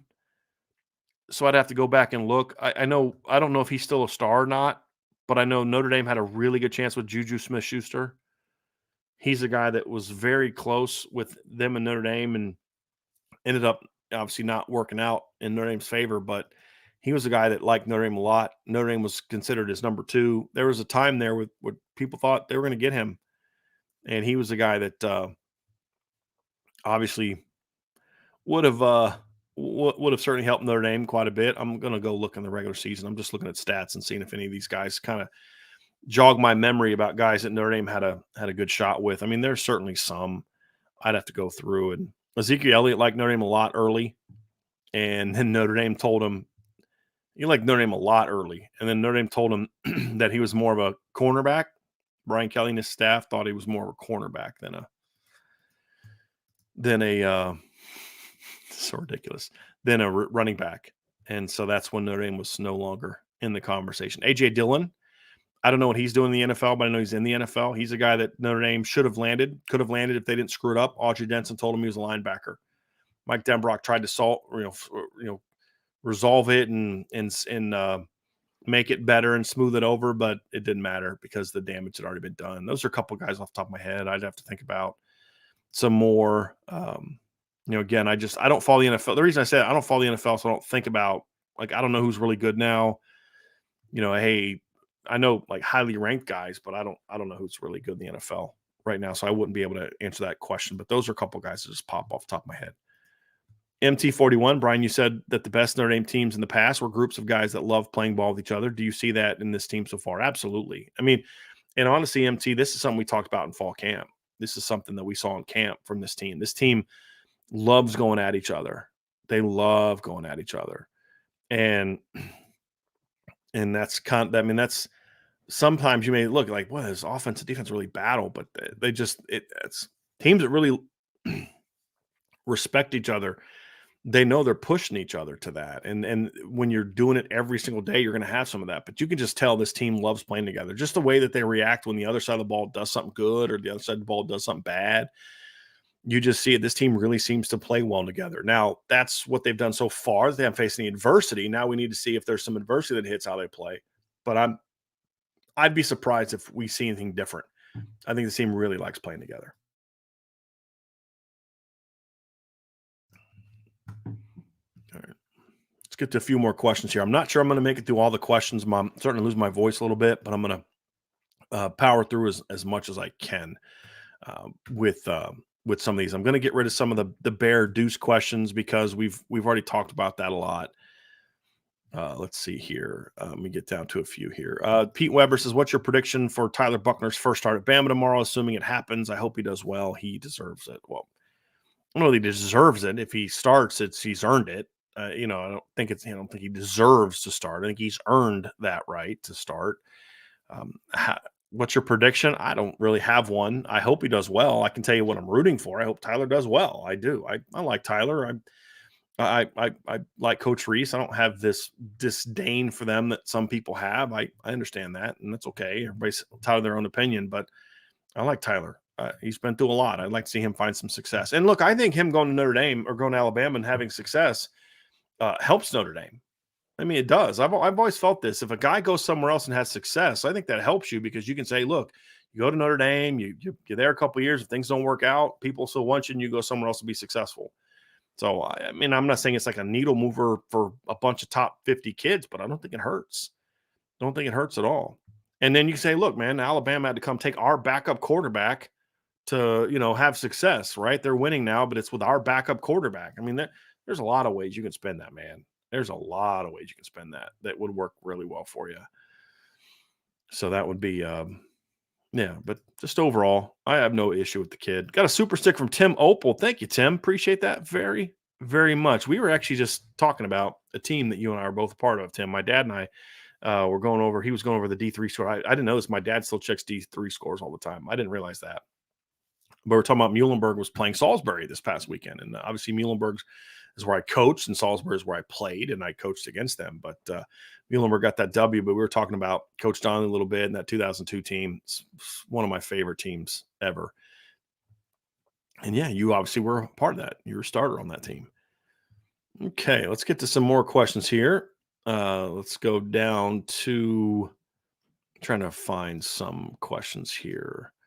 36 to life, 365 to life, excuse me. Will I be at the Clemson game? Yes, I will be in the press box and my wife will be shooting the game on the field. So yes, we will be at that game. We'll be at that game. Let's get to this question. Dylan Riggins, do you think we will see an empty backfield look with Tyree motioning into the backfield for a run play this season? I don't know. I would do it. I would do it. But if they go through the year and they don't do it, I'm not going to be like, oh, it's just so stupid that you didn't do that. I would do it though. Sure. Yeah, I would do it. Nice wrinkle, especially if you do something like with like Jadarian Price or Jeremiah Love in the game, because you could still have some throwing options out to the perimeter. Yeah, I would do something like that. I mean, but here's the thing though, Dylan. Here's why I'm a little bit more apathetic about it. Because the reason to do that in the past, like last year, for example, I didn't understand why they didn't do more two-back stuff. Why? Why was I so adamant about it this year, but don't care about getting Chris Tyree in the backfield this year? Because last year when they did it, they had two big physical backs that weren't really home run hitters in the traditional sense. With Chris Tyree, who had a completely different skill set than what those other two backs had.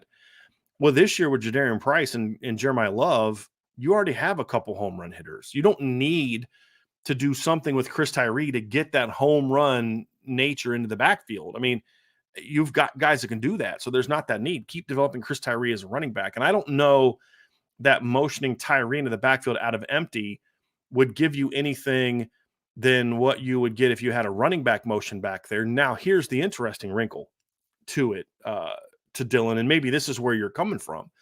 So Notre Dame lined up in some personnel groups on this weekend, and we talked about it in the Upon Further Review, where they didn't have a running back on the field. They had 4 receivers and a tight end, and they went empty out of that. Now, if this is what you're talking about, Dylan, And in that look, could you see Chris Tyree motion in the backfield? Now that could get interesting. Is because what you could do is you could kind of be trips, and you could have like the tight end maybe like in a wing alignment maybe, or somewhere where he can kind of move around, and then you motion Chris Tyree in the backfield, and all of a sudden you're in 11 personnel just like that. So maybe if you're playing a team and they start to overreact, they go dime when you go with your 0-0-1 personnel with no running back, then it could give you some wrinkles. But it would be dependent upon how a team defends that personnel grouping. But that could be interesting. It would have to be something where the way they defend you opens up an opportunity that wouldn't otherwise be there out of your normal personnel groupings. That would be the key. Sly Fox 110404. Sorry to look ahead, but do you think our RBs out of the backfield would be a big problem for Ohio State in the pass game? Could be. Could be. I mean, I think Ohio State's linebackers do a pretty decent job in coverage. What I think it could do is if you're really creative with how you do it, it could open up some, and it's not just the backs, but how you use the backs in sort of unison with other route combinations. It could really create some big play opportunities if you catch them in the right blitz. Because part of game planning and play calling against a team like Ohio State isn't always like every single move is meant to do this. Sometimes it's like, hey, we're making this call because if we can catch them in this pressure, we think we can really rip them apart. We think if they bring this pressure, we're got this back running an angle route behind it, and we're running clear outs, and we think we can do this. Or you run this quick slide with this motion coming across. You can either have it going this way and the slide goes that way, so it's like a cross action depending on how they defend it. It may open up that slide, maybe it opens up the cross. It could be a thing where you bring the slide out and you catch them in a twist, and then that flat defender, the rover, maybe goes flying out and he takes away that slide, and they're bringing a cross dog, and all of a sudden your slot comes behind it, and boom, you're just dumping that sucker off. Maybe you can see that, and you run that same concept, and then the safety comes down to protect the cross dog, and all of a sudden, boom, Sam Hartman, hey, you can't block all those dudes. Back pedal, back, or drop, boom, hit that quick post behind it. There's a lot of different things you can do.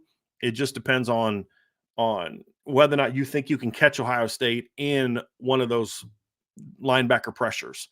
Now, the nice thing Ohio State does is they bring a lot of delayed pressures, and that makes it a little bit, if a team's good at that, it can make it a little bit harder to have built-in blitz beaters to stop that. And that's what I think Ohio State did a pretty good job of against Notre Dame last year, is that particular type of pressure. JHT 1988, Brian had a conversation with a fellow fan, and they made the argument that the wide receivers aren't really improved from 2022, but instead have a much better quarterback. Didn't necessarily agree, but wanted to get your take. I mean, number one, we're 3 games in. Are you going to sit into the season, right? Do we remember where the receivers were at 3 games of the year last year? You got Jaden Thomas getting outplayed for a hitch route that a Marshall guy beats him for and takes it back to the house. We got Notre Dame's receivers kind of struggling for the most part to get off the line against Ohio State. You've got 4 deep. You're playing Matt Salerno because he's your 4th or 5th receiver. Now he was 7th before the injury. You've added Jaden Greathouse to the unit. You've added Tobias to the group. You've got more length. Tobias Merriweather wasn't playing last year in these games. You've had Lorenzo Styles jogging off the line. You had Lorenzo Styles dropping balls. Do we remember how bad the receivers were after 3 games last year? And if your answer to that, or if your friend's answer to that, JHT, was, well, but I'm talking about how they were at the end of the year. Oh, you mean after they kind of kept getting coaching and developing and more comfortable in the system and started playing better as the season went on, like most guys do? Sure. But if the baseline is already better now than it was at the same time a year ago, then you've got to feel pretty good about that they're going to keep improving and keep getting better, because this is still a relatively young receiving core. Jaden Thomas is a junior. Deion's a junior. And I know that Chris Tyree is a senior, but he's in his first year as a receiver. So he's still learning a lot and developing a lot of part of what he's trying to do. And so I'm not overly concerned with, people that do they got to get better? Sure. Sure, they got to get better. Are they better than last year? Yeah, yeah, absolutely they are. Especially if you look at where they were at the beginning of the year. I just I don't understand. Like, part of me likes the notion of the critical thinking that goes on with fans. I love that actually. And I love that fans, because this is what we've tried to foster here, right? Like, I am not one of those blind faith guys. I don't want you to look at 45-24 and ignore anything that bad that happened because the score was 45-24. That flies in the face of everything I ever criticized Brian Kelly about, right? It was always, yeah, you're too focused on the result. It's the process. My point, however, is I think we can go too far and just start being critical for the sake of being critical. And that usually involves having no context. And some of the criticisms that we have. So, for example, I was a guy on the board the other day who's very down on this team, and I think he's way off base. But he starts talking about, well, you can't do this. You can't play like this against NC State if you want to beat Georgia or Ohio State. I'm like, and Bama. I'm like, did you watch those teams play in the first 3 games? You're complaining about what Notre Dame did against NC State, who had one of the best run defenses in college football last year, and saying that won't work against Georgia, and ignoring the fact that Georgia just rushed for 99 yards against Ball State.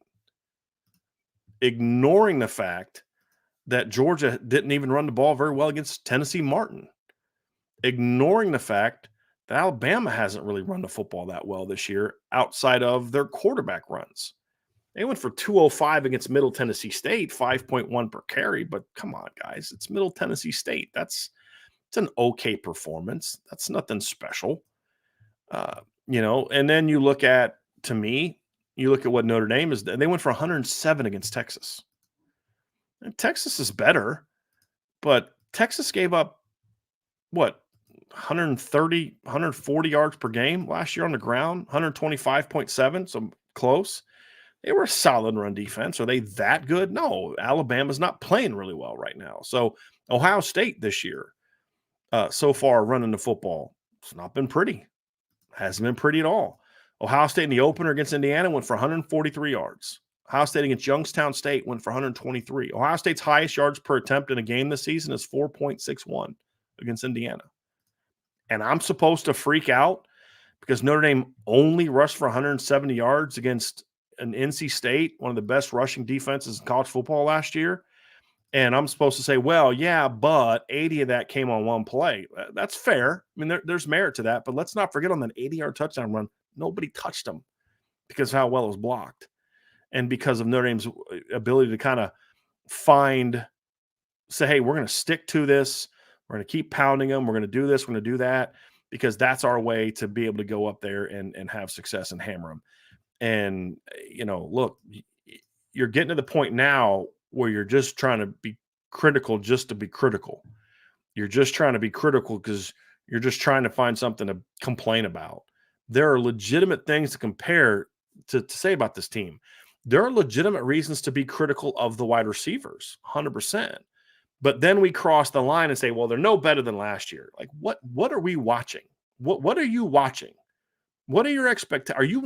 Are you not watching anyone else in college football right now? Like, this is what I say to people like, well, Notre Dame's offensive line is not playing well enough to beat Georgia. And like, have you not watched any other college? Like, is Notre Dame the only team you watch?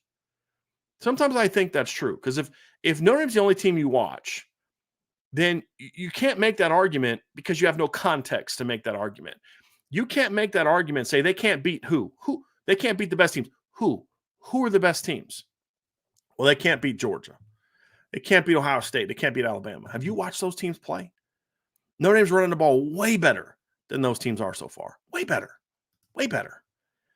And, that it's not even debatable right now. I mean, right now, Notre Dame is averaging, let's see here, 194 yards per game rushing. Georgia's averaging 129. Alabama's averaging 156. Ohio State is averaging 133. So, like, to me, it's kind of like, well, what's your context for this criticism? Michigan is only averaging 150.5 yards per game rushing. So all these teams that everybody tells me Notre Dame can't beat if they don't run the ball better have not been nearly as good running the football as what Notre Dame has been so far. And so you're at this point in time, you're just kind of with I don't want to say it because I don't want to swear, but you're just complaining just to complain at that point in time. Whereas we can have a very open and honest conversation about where Notre Dame needs to get better. But if you're not arguing in good faith, and if you're not arguing with proper context, then it's really impossible to really have that good conversation. And so being critical is needed. It's welcome. It's part of who we are. The name of the site is literally Irish Breakdown. We break things down. But there comes a point in time when you're just kind of complaining just to complain at this point in time. And I think with some people, it's fair criticism. Hey, you're right. The guard play needs to get better, no doubt. Receiver play needs to get better. But then you can cross the line and say, well, they're not any better than this group, which was terrible the first 3 games last year. Now it's like, okay, now we're not having an honest conversation anymore. We're just complaining for the sake of complaining at this point in time. All right, let's get to a few more questions here before I got to get out of here because I am, like I said, I apologize, but I am losing my voice a little bit. Got a question here from Jesse Ferguson. Jesse says, looking at Ohio State's interior D line, I see a unit that is not huge, but is very athletic, quick, and flexible. That worries me. Considering that Coogan and Spindler aren't the quickest, am I overreacting? Jesse, I don't think you're overreacting at all. That's a big concern I have. And on top of that, the additional concern is you're going against an offensive or defensive front that also likes to do delayed blitzes and pressures, and they're not just going to just release their 2D tackles. And so when you're going up against a Notre Dame group of guards that have not handled that quickness really well, that penetrating very well, and you say the guys at Ohio State are going to even be better than what you face, that's a legitimate cause for concern. Like, so this, Jesse, is the opposite of what I was just talking about, where you've got the people that are just complaining just to complain. This is a very fair thing to look at and say, hey, they've had some issues here with Tennessee State and with NC State to varying degrees, more so with NC State. And what does that mean for Ohio State? Well, what it means is, Jesse, is if they don't get better, this could be a problem. It could be problematic if they don't get better. And so to me, it's we've got to see Notre Dame be better there. That's why I was talking earlier about how I would have liked to have seen Billy Schrauth play more. Pat Coogan, in no way, shape, form, or fashion, has played well enough since the Navy game to warrant getting 100% of the first team reps, in my opinion. And you say, well, in practice, he's doing this. Okay, but that's fine. But practice is for what? It's to get you ready to thrive on game day. And so if you're not getting it done on game day, then you need to make a move. But then you could show me 5, 6, 7 plays where Pat Coogan's done really well. If you go look at the 80-yard touchdown run, I believe it was Pat Coogan that had the first big block on that play, where he comes across on a pull and just kicks a dude out and just wham, knocks him out of the hole. And so the counter to that, if you're the Notre Dame staff, is like, yeah, but look what he's done when he's right. He does this. And I say that's fair. That was a great block. But those aren't the things that I'm worried about with Pat Coogan. I'm worried about, can he handle this? Can he handle that? Can he do this? And that play doesn't silence that. So it could be a good conversation back and forth. And it's not like Pat Coogan has just been a disaster and looked like, Kane Madden or some of the issues we've had in the past. It hasn't been. It's about exactly what you're saying, Jesse, is what he's doing good enough to beat Ohio State? Is what he's doing good enough to beat USC, whose interior D-line is also improved? And that's a much more fair, legitimate question that has me a little bit concerned as well. Am I going to say, oh, they're not going to be able to win now because of it? Nope, not saying that. But is it something that concerns me? Yeah, it's definitely something that concerns me at this point in time. Here's a question from in 99 Problems Became One. Can Chris Tyree play the field position at least at times? Give JT a chance to move to the slot. Put Colsey, Merriweather, and the Great One in the boundary, just as another option. I mean, sure. I don't know that I would want Chris Tyree playing outside a ton. I think there's things you can do where you can invert and stack them and do some things like that. Sure, there's some things you can do. I don't know if that's necessarily the route that I would go, to be honest with you. JB Hunt, 1989. My wife would like to know the male to female ratio for the board members in Irish Breakdown. I have no idea. I would imagine it's very high male, but I know for a fact of at least a dozen ladies that are on the board. The thing is, I don't know the sex of every person that is on the message board because the email doesn't give it away. The name on the board doesn't give it away. And so if it's not obvious from the email you used to sign up with or the picture that you put on there or your name, then I can't really tell, nor do I really care, to be honest with you, because IB's a place for everybody. And and we also try to make sure that I've said this in the chats, like be mindful. This isn't a boys club where you can say inappropriate things. And like, look, I want my nieces to be able to be on if they want to talk Notre Dame football. I want my nephew to be on there. I want my mother to be on there without having to worry about reading inappropriate things that you'd only say if you're surrounded by only other men. That's not what this is about. So it's a place for all, but I don't know that I mean, I would, if I had to guess, I'd say probably say 90% men just to be a guess. But I can't say that for sure. And sometimes, I mean, I know this for a fact too. There's also people that the husband and wife both use the membership. And so it may be like a guy's name, but sometimes it's like it's the wife posting from that post, it's the husband posting from that post, and you don't always know the answer to that. PA Irish guy says, so far the defense has looked, so far the defense has looked stout, very stout with the heart of the schedule ahead. Should there be any concerns with a lack of sack production and what you think is the cause of that? We talked about this earlier. I'm just not someone who gets caught up in sacks. I'm not. I do think the pressure needs to be a little bit more consistent. It has not been bad. I have this debate almost every year. I'm not a huge sack guy. There's always a time and a place for good sacks. Sacks are something that, to me, are they're it's never bad to sack a quarterback. It's never bad.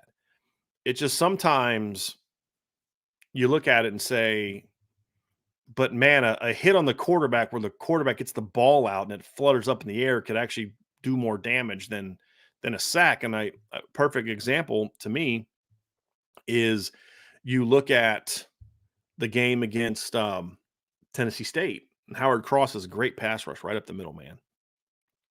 And gets in the quarterback's face, and the guy, he doesn't sack him. The guy's falling back. He throws off his back foot. Ball floats and hangs up in the air and gives Ramon Henderson time to come over and pick it off. Well, that wasn't a sack, but to me, I'd rather take a sack on that down and distance, or if I'm the offense, I'd rather would have taken a sack on that down and distance and thrown an interception in that instance. And so, to me, it just depends on what the down and distance is, what the situation is. If it comes down to a sack or an incomplete pass, give me the sack. If it comes down to a sack or an interception, uh, knocking the ball out, things like that, then sure, give me the non-sack because one results in a turnover. So I'm not in love with what Notre Dame has done from a sack standpoint. I think there's things that they can do better. I think the pass rush has been a little inconsistent at times. Certainly things that they need to do a better job of. But again, guys, Notre Dame has 4 sacks in 3 games. Georgia has 3 sacks in 2 games. Ohio State has 3 sacks in 2 games. Do you know how many sacks Georgia has through their first 2 games against Tennessee Martin and Ball State? Do you know how many sacks Georgia has in 2 games? 1. 1 sack in 2 games. So, again, let's chill out, accept the fact that we're not too far into the season.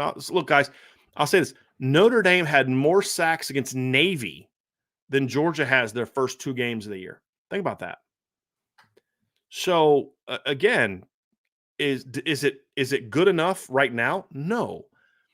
But we're expecting Notre Dame to be a finished product 3 games into the season when no one else in the country is a finished product 3 games into the season. There's a lot of areas where Notre Dame has been a much better football team than Georgia through 3 games of the season. Does that mean we should overreact and say Notre Dame's better than Georgia? No, we shouldn't. it's the point is they're all evolving as football teams, as is Notre Dame, and they'll be fine. I really think that as long as they're willing to continue to adapt and adjust what they're doing. That's my only thing. Yeah. Uh, this is it. So facility informs us. From what I understand, IB's been saying we've been playing more contained than seeking sacks. Not necessarily. No, I'm not saying that either.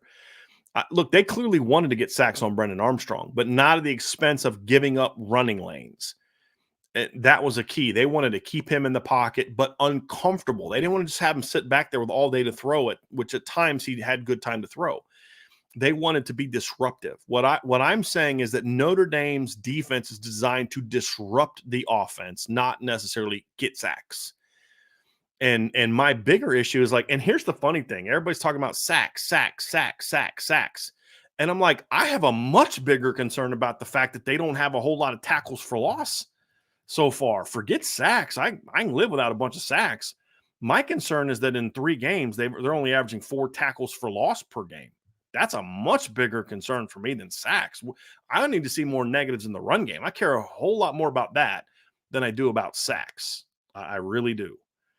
And, that doesn't mean I'm happy with what they're doing. I just want to see him turn it loose a little bit. But I understood it against NC State. And then in the first game, you played a team that dropped back to throw the ball, 12 times? Not going to have a lot of sacks when you're doing that. You're just not. And so I'm just not overly concerned with where we're at this point in time. I'm just not.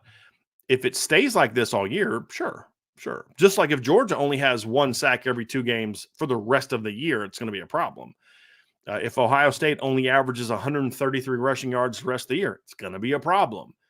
If Georgia's averaging 120 rushing yards the rest of the year, it's going to be a problem. But guess what? They're not going to do that the rest of the year. So why should we assume that this is who Notre Dame is? Game 3, they're a finished product. They're not going to get any better. Yeah, Ohio State's going to get better. Georgia's going to get better. Bama's going to get better. USC's going to get better. All those other teams are going to get better. Nope, not Notre Dame, though. They are a finished product. This is who they're going to be the rest of the year. What they've shown so far, never going to change. It's like, okay, guys, they're going to get better just like everybody else does. Do they recognize the areas they got to get better? And are they able to make the necessary changes? Those are the things that we need to see.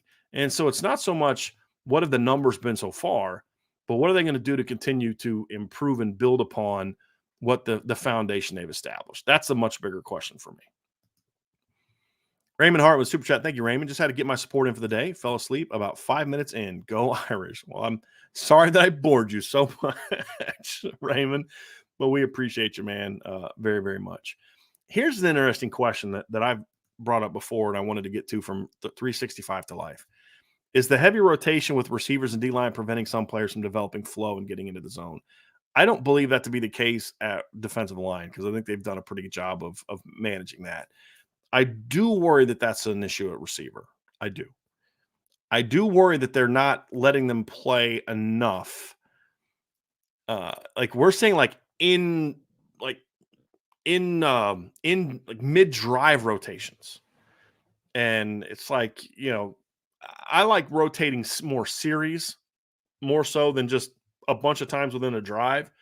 Because to your point, I do think that can prevent you from getting into a rhythm. So I do think there's a little bit too much of in-drive rotating a receiver. I like more drive-to-drive rotating. But D-line, it's a little different for me. It just is a little bit different for me. Bobby S., would you put Braylon James on the field for maybe 5 snaps a game to give the offense a deep threat and use a weapon? I think they have deep threats. They're just not haven't been able to get to them yet. Chris Tyree's your fastest receiver. There's things you can do with him to create more big plays.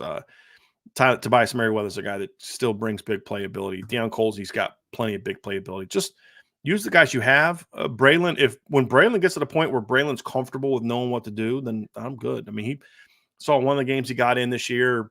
They're running a pass play and Braylon's downfield stalk blocking, right? Like he's learning. It's going to take him some time. He was a raw kid. He's very talented. The minute the light goes on, however, to your point, Bobby, the minute that I feel the light has gone on for Braylon, I'm going to try to find a way to get him in the game. Because to your point, there's validity to what you're saying. I'm just saying I don't think that's the need right now. That I don't think they need to take that step right now. First, it's like, let's try to get the weapons you do have ready to make some of those plays.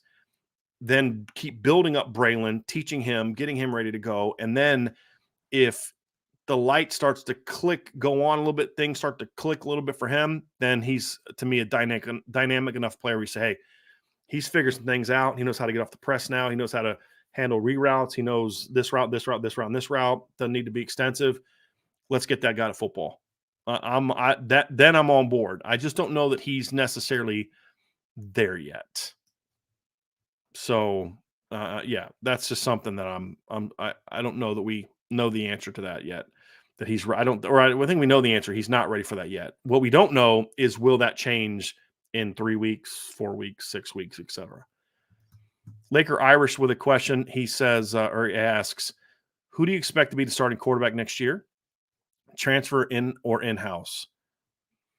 I honestly don't know.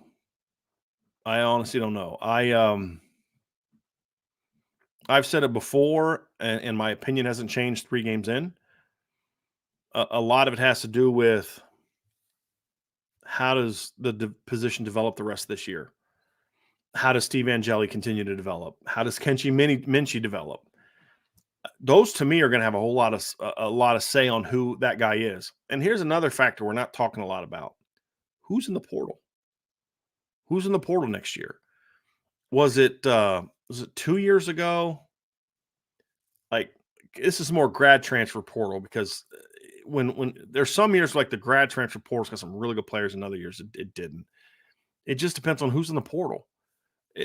Maybe there's no Sam Hartman in the portal next year. Maybe the best to do in the portal next year is a Hudson Card. I like Hudson Card. I do. I'd have taken, if Sam Hartman didn't have interest in Notre Dame and Hudson Card was the best quarterback available this year, I'd have taken Hudson Card this year. Absolutely.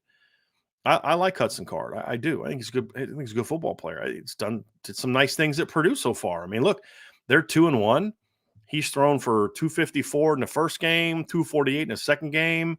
Lost to Fresno in a barn burner. Fresno's a quality football team. Went on the road, beat Virginia Tech last week. He's got a rushing touchdown. He's run for over 40 yards. I mean, I like Hudson Card. But in 2024, I'm not sure I'm as keen on bringing him in as I was this year, because Angeli will be a junior, Kenny will be a sophomore, and you'll have CJ Carr on campus. I'd much rather let those 3 battle for the starting job next year, because when you look at the schedule for next year, Notre Dame has a very tough game at the beginning, and they've got Texas A&M on the road. And I'm not a huge Texas A&M fan. Y'all know this. I think their roster's overrated, but that's still a tough place to play. But after that, they've got Northern Illinois, at Purdue, home against Miami, and then home against Louisville before they get a bye week. So if you think those guys are if Kenny Minchie or CJ Carr are that guy, you see what you can do getting through the A&M game, and then you ride those guys out. I'm not gonna be a guy that wants to bring in a transfer portal quarterback if I have seen that growth from Kenny and Steve and feel like one of those guys has really shown me they with a good offseason, they have a shot to be that guy. If they haven't done that by the end of the year, and there's some good portal quarterbacks in there next year, then sure, yeah, I go to them. And then, of course, all that's trumped if there's like a dude that jumps in the portal and wants to come. Sometimes you gotta say, hey, look, we love this kid, but we got a chance to go get so-and-so. If Drake May, he's not gonna, right? He's gonna go pro if he goes anywhere. But let's just say hypothetically, Drake May jumps in the portal next year. Everything I just said about wanting to develop the young guys, throw it out the window, because you just had a stud that wants to come. That's always the caveat. That's always kind of like the asterisk of, yeah, this is what I said, but if this guy's out there, then I'm good at receiver in this recruiting class, but if this 5-star guy wants to come, I'm not saying no. If Micah Hudson called up and said, hey, I don't really want to go to Texas Tech, I'd love to come to Notre Dame, I'm like, sorry, bro, we're good. We got our 3. No, yeah, sure. Come on. There you go. And so that comes down to it as well. It's like, so I have these plans of, I'm not going to the portal because I got this guy, and I love this, and Steve's grown, and Kenny's had a great season, and CJ is even better than we thought, and blah, blah, blah, blah, blah. Oh, hold on a second. Drake May's in the portal and he wants to come to Notre Dame. All right. Sorry, guys. You gotta wait one more year. We're gonna take Drake May. But if it's a Hudson Card type, who again, quality quarterback, I'm not sure I'm going there next year. I would have this year, absolutely. I would have absolutely gone with Hudson Card this year. I like Hudson Card. If Sam Hartman wasn't in the portal, I would have gone, I would have looked there. So that's kind of where I'm at with that. So it's still just too early, in my opinion, to be able to kind of have that to kind of have that just definitive. This is exactly what I would do. I just nah. That's really where I'm at. All right, so that's going to do it for today's show. I don't have a whole lot of voice left. I know there's some other questions that came up. I was able to get to uh, as many as I could today. I really appreciate y'all taking the time to be with me today. It was good to be. It's good to be back home. It's nice and sunny here today in South Bend. I'm gonna go spend a little bit of time with my wife, to be honest with you, because it's been about a little over a week since I've had a chance to hang out with her. I didn't get out of the airport till midnight last night, or didn't get home from the airport till midnight last night. And then, of course, woke up this morning and I'm getting to work. She's got to get to work. So I'm going to go do some of that, get caught up on some other stuff, and get ready for the game tomorrow. I don't have anything planned as far as meetups tomorrow.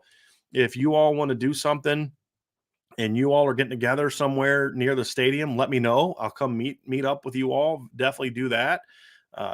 Would always enjoy meeting up with you guys for that time. So anyway, everybody have a great rest of your day. Appreciate y'all's patience this week. I know we weren't able to get as many shows out and didn't get as much content out with everything going on, but really appreciate all the support. My mom very much appreciated all the support. Ran into a fella, Cliff, last night in the airport. I'm just standing there. He walks by, says, "Hey, hope your mom's doing better." Just somebody that doesn't know me, like never met me, to take the time out to say something like that, it just meant a lot. And just all the prayers really meant a lot. It meant it to me, it meant it to my mom, meant it to my whole family. So we really appreciate y'all so much. So I just wanted to say that to you guys. Tip of the cap to all of y'all that kept my family in your prayers and showed patience this past week when we were, just trying to deal with all that stuff. So have a great rest of your day, everybody. Talk to y'all again very soon. We'll be back for a post-game show tomorrow, of course, and then Sunday, Vince and I have our Upon Further review. So we'll have plenty of chances to hang out and talk more football. So on behalf of the rest of the Irish Breakdown team, thank you all for being with us today on the Irish Breakdown Podcast.